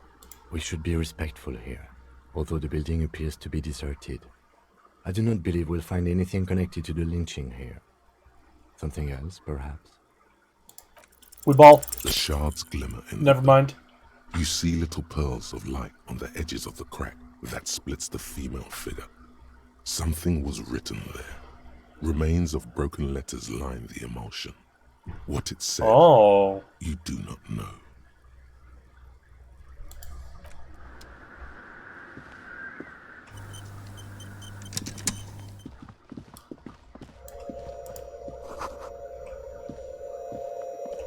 The silence in this part of the church, it's almost palpable. All the shifting matter and shuffling of living things is gone. Nothing seems to exist beyond the church anymore. Maybe if you were to stand in just the right spot, even your footsteps would be completely silent. And then it's gone. Almost all of it, but for the faintest of hums. You can hardly hear your own breathing. Your voice is barely audible. Not a howl, but the softest of whimpers. It's unnerving. You produce a few muffled thumps, after which the silence feels even more total, somehow. What's happening? The lieutenant points to his ears and shakes his head. Then he leans closer. Can you hear anything? The church just has strange acoustics, some engineering trick. Something odd is The happening. lieutenant doesn't reply, but you can sense him tense up next to you. The orderly rows of ceiling panels become barely visible, then disappear completely in the darkness of the tower overhead. What if I don't want to know what's up there? We ball! Uh-oh.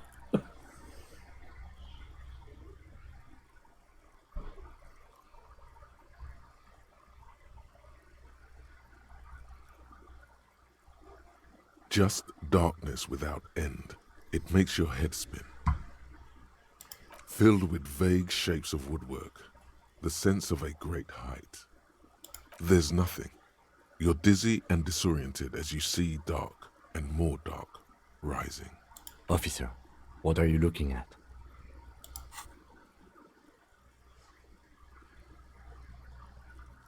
You see something hanging from the rafters, looking straight at you with dark eyes. Maybe it's possible to talk to it.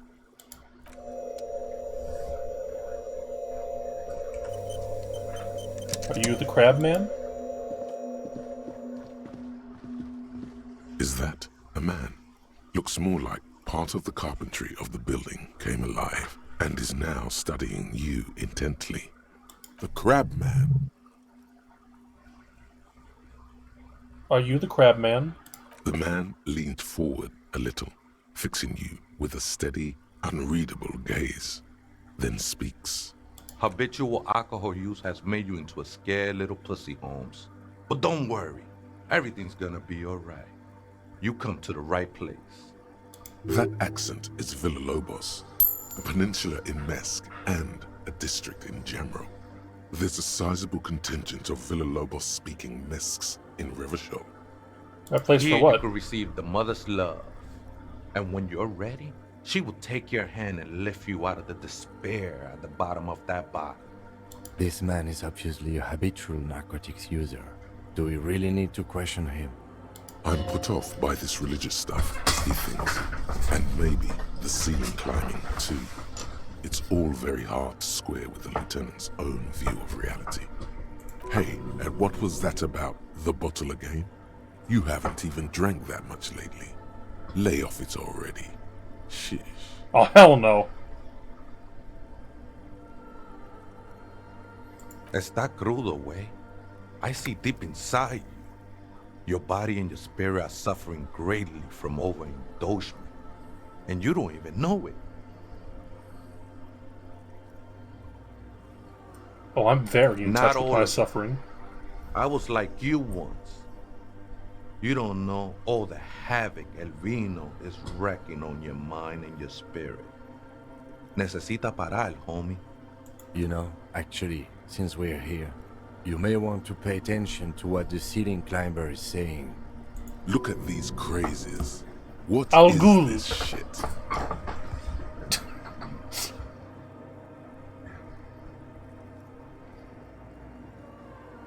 Some crazy guy under the roof?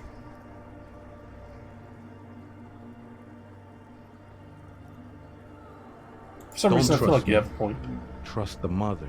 Wasteland I'm of only reality. the messenger, Holmes. Insomnia. Oh no! It's been brought to your attention that you're an alcoholic.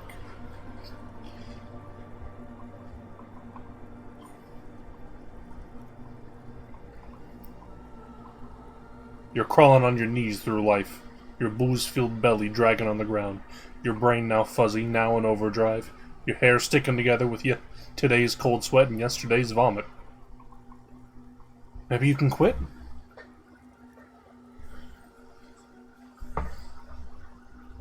You know, I kind of really don't need alcohol.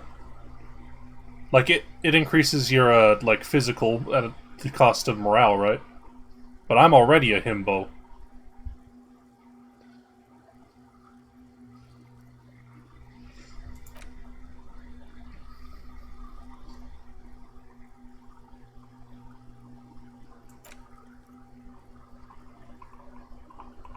Going sober raises all your psyche skills and skill caps by 1. Ooh. You know, that's worth a point. It's gonna take a little while, though. This is the Church of the Mother of Silence. You are welcome here.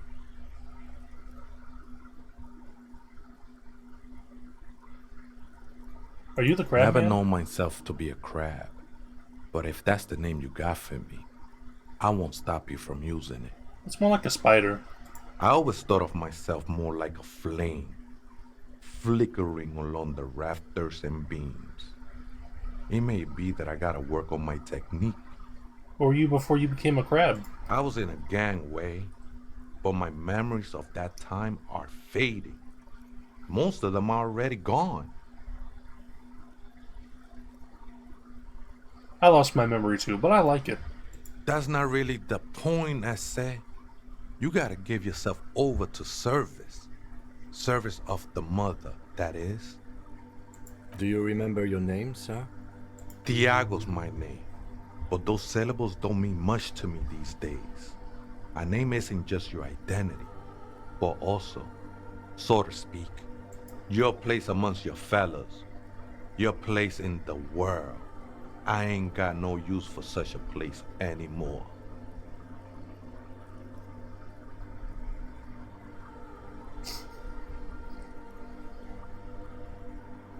How often do you meet a Raphael Ambrosius Costello? Don't think I met one yet, Holmes. That was him suppressing the chuckle.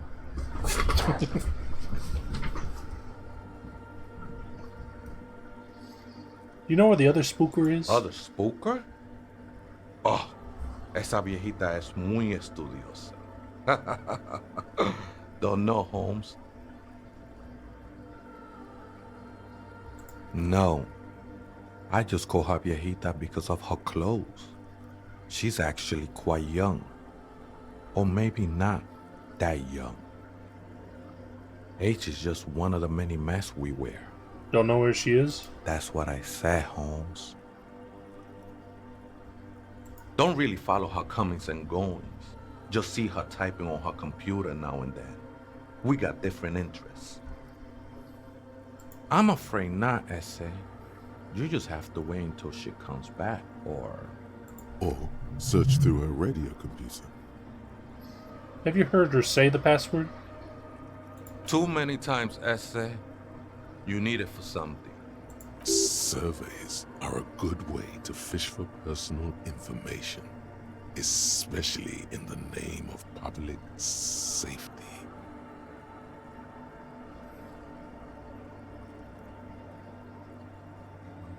Don't sweat it, vato. The password is afterlife death. Afterlife death. What do you think of that? Makes me almost pity. Drama's a little weird. Pequeña when I hear it. So what are you doing here? This is a special place. There's a perforation in the world up there. A way out into nothingness. This church was built around it for purposes of veneration. I circled it, nurtured by the silence bestowed by the mother. One of these days, I'll be pure enough to go drink from it directly. Her? No. There's a new god in town, and she can't be painted or sculpted because she has no limb or even a face. She is the end. Ooh. She is a cavity in the dark beyond sense. She saved me, but I couldn't describe her to you. No one can, Holmes, and no one ever will. His adoration is beyond sexual. This cavity is something that no human form has. I will be incinerated, but not destroyed. Finally, I won with the state of the world before reality began. You sure you didn't just switch to a new drug? It's not like that at all, man. It's just faith and joyful service. Too gleeful, those words. He is lying. Not to you, to his very own self. Some sort of entity. I heard that before, Way. And I know I can't convince you on the spot. But think, when's the last time you woke up from silent communion with a hangover, regretting what you did last night. Love might have been my drug of choice, and I'm still hungover from it. She took you for a good spin, huh? Don't worry, bro. That love is but a drop compared to the ocean of the mother's love. The mother will eat all of you and never spit you out. I guess you have a point. I know it will take time. Don't sweat it. I know it will take time. Don't sweat it. You okay, Tiago? Is Mr. Everard helping you?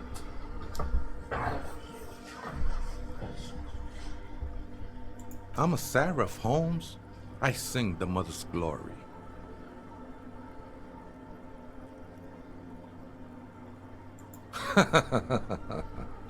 I don't mean literal singing, Holmes. This is the mother of silence we're talking about. They forgot to cut him out. Burning heart.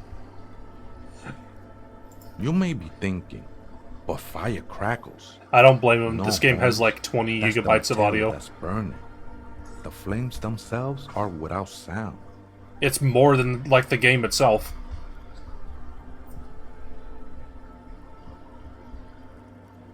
Hard to say. I think I did some construction work here, back when I still had material worries. Up there, I realized what the true purpose of the church was. Been spending a lot of time here ever since. The past is nothing to me now, way. It didn't belong to me. The sinewy figure lingers on the wooden beams, blending into the shadows.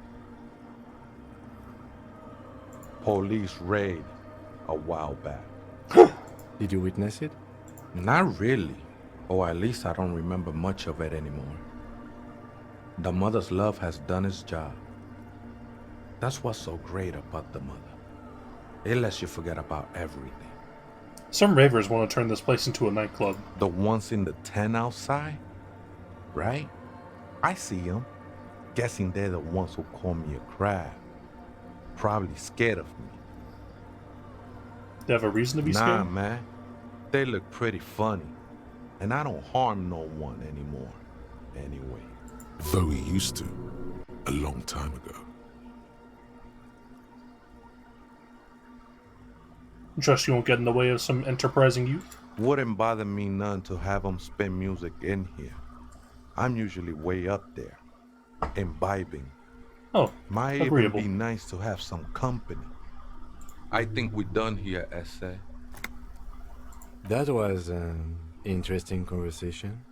However, I'm still not sure how it's relevant to our investigation. Trust me, Kim. I know what I'm doing. I'm a detective.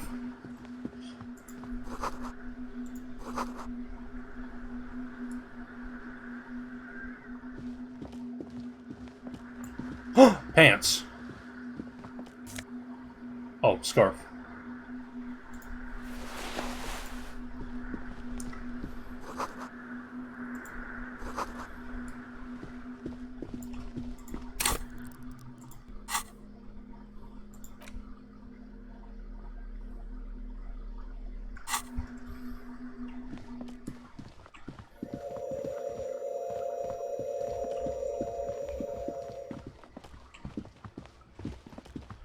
What a weird circle.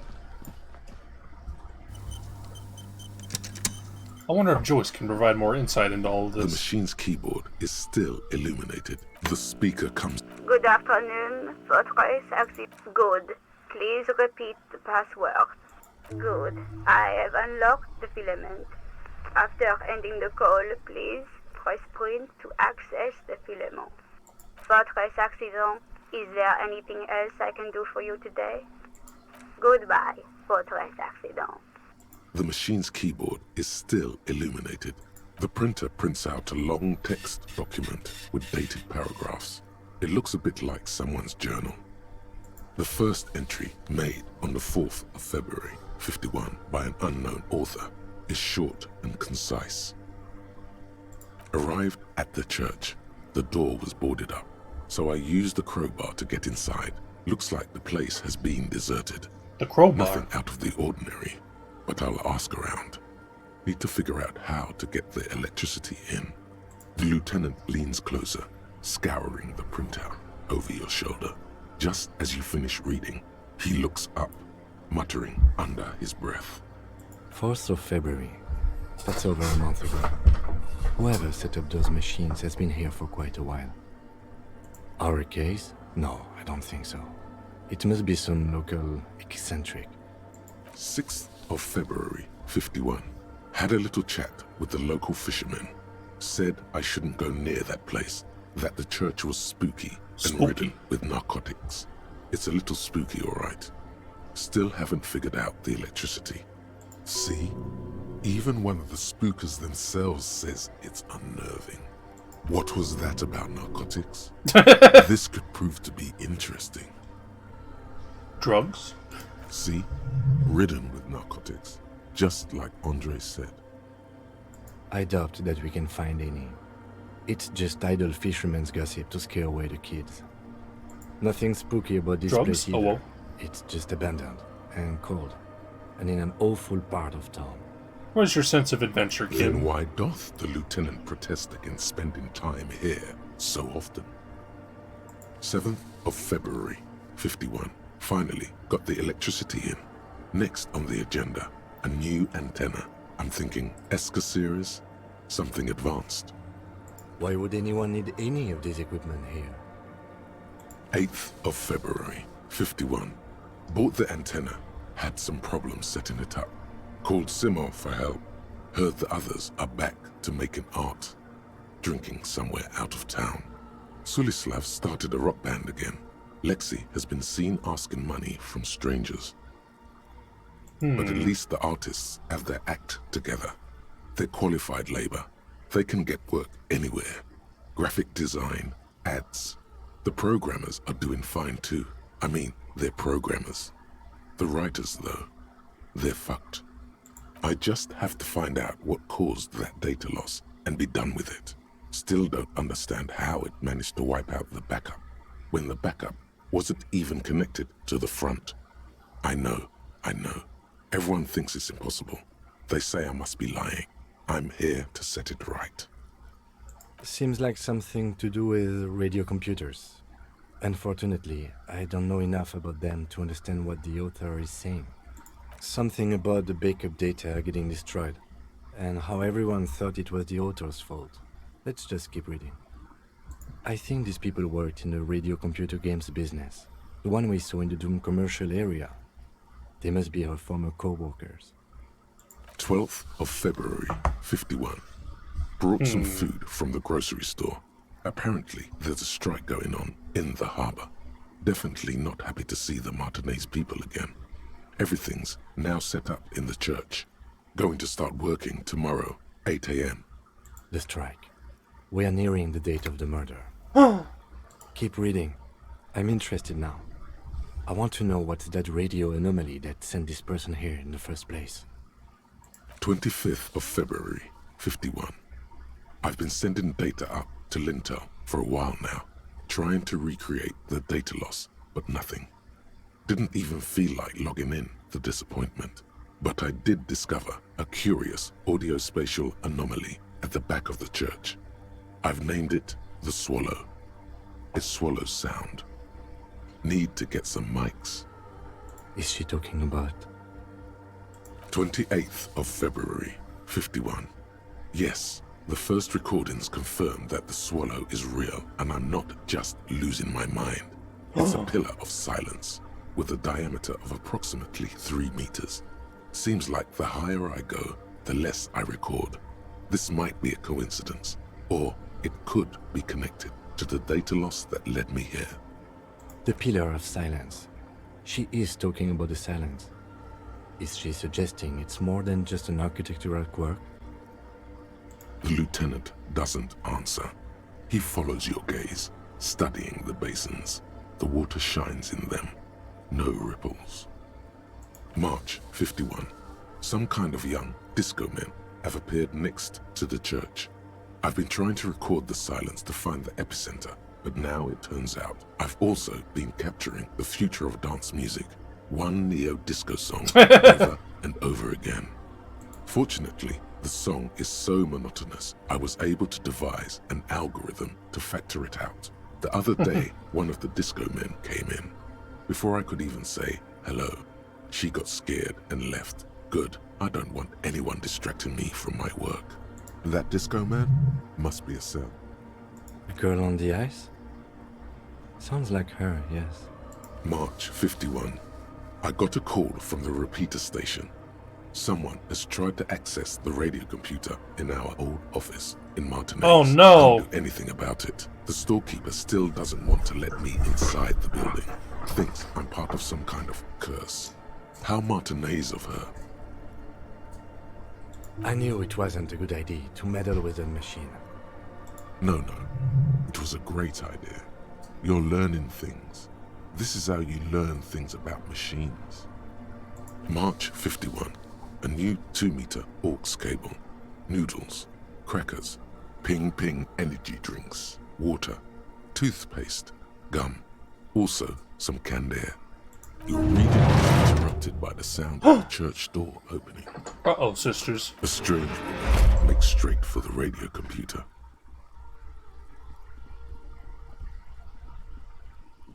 We've been caught in the act.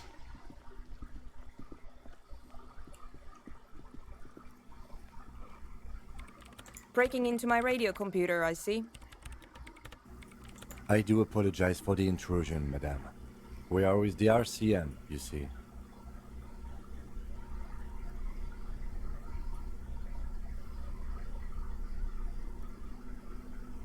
You won't find any answers from here. It's just me and my computer, and it has been this way for weeks. Now please give me some room. I need 2 seconds to see that you haven't destroyed anything. We should talk to her after she has rebooted the machine.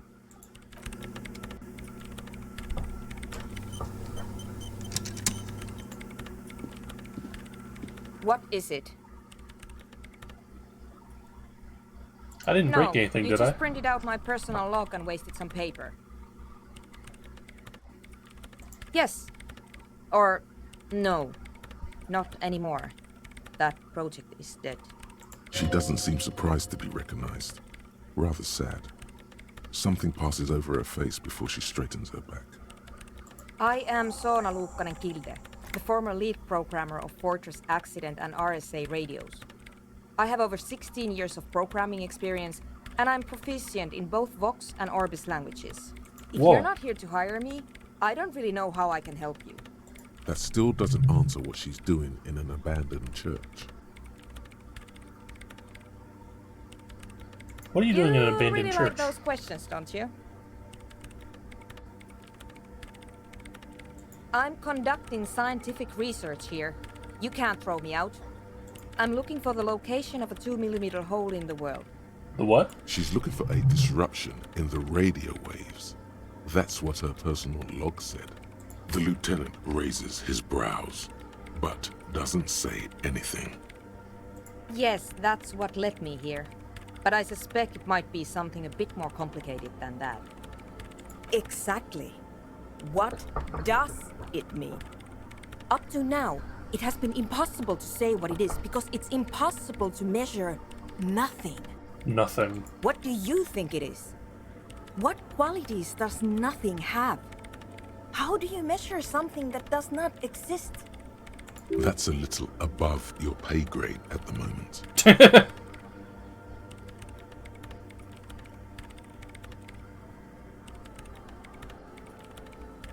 I don't know. Are we? That's what I'm trying to figure out here. But how do I figure it out? You measure it by its surroundings, by that which does exist, which is what I've been trying to do.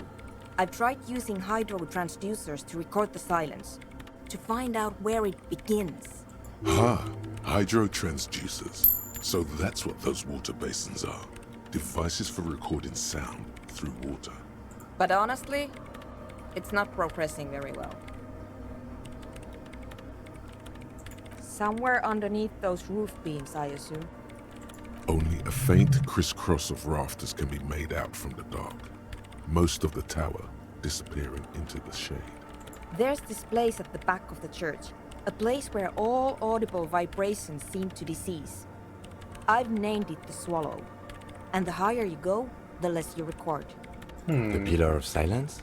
Are you sure it's not just an architectural quirk? Maybe, but it's oddly close to the physical coordinates of the data loss that led me to this place. This is where the Crabman lives. I know. Think the Crabman might be responsible? No, I don't. Because it's just trial and error, trying to locate the swallow, the exact point in space. And I don't have a... You know what? It would be really helpful if you could just stop talking and let me work. Great. Thanks. How do you feel about anodic dance music? What? I hate it. What are you, 40?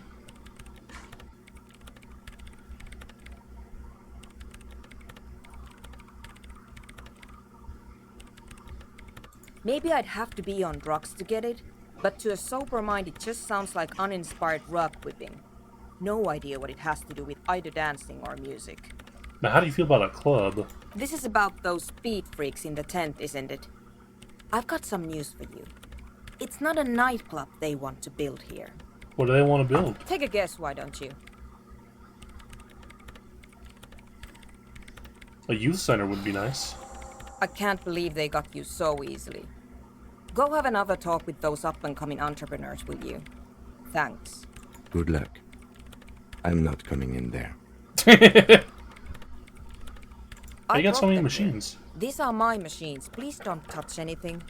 Why do you need an antenna? I use the AR-1 as my RAIN Prefect processing unit. What? RAIN Prefect. My radio computer. Yes? You really don't know anything about radio computers, do you? The youth center of the future, yeah! I don't really know much about anything in the world, to be honest. Well, all radio computers perform operations up on air. So in order to gain more processing power, you need to invest in a good antenna. I guess it is. So far I've been quite satisfied with it. Martinez is an unstable region with bad coverage and the operation has been surprisingly stable. But it's not the cheapest one on the market. So I wouldn't recommend it for your regular red tape operations. Fraser 1000 is a foolproof line for civilians. Anyway, you should do some research before you decide to buy anything. Ask around, compare the prices. There are many milieus dedicated to that sort of thing. What are you doing with it? I'm working. The machine seems almost alien with its pulsing core, the light casting her face in a strange shadow. Could you just shh for a moment? Or get to the point. I really need to focus on something. They are connected to my RAIN Prefect. Whatever you do, just please don't move them, okay? Thanks. Great. Have you seen the Crabman? No? Yes. He's seen you. And? The Crabman has seen you. I don't care. I don't care about Crabmen. Wow, she really doesn't. Not afraid, this one.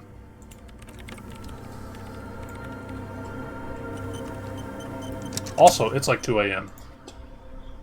It's a bit of an abrupt time to stop. What? Okay, now I can save.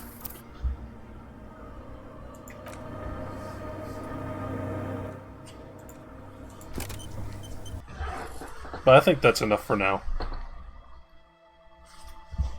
Now that we're working towards solving the whole, which isn't really getting us any closer towards solving the murder. Soundboard? Why does it keep going out?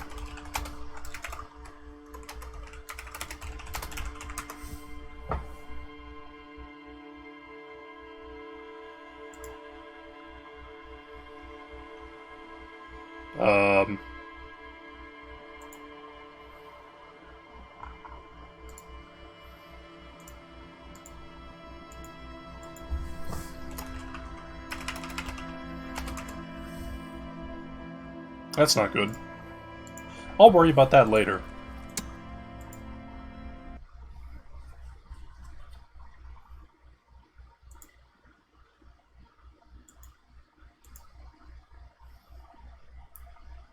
Game? Okay, there it goes. Thanks y'all for stopping by. Hope y'all had a good time. Nighty night. Mwah. We'll work towards solving the murder next time. No, no.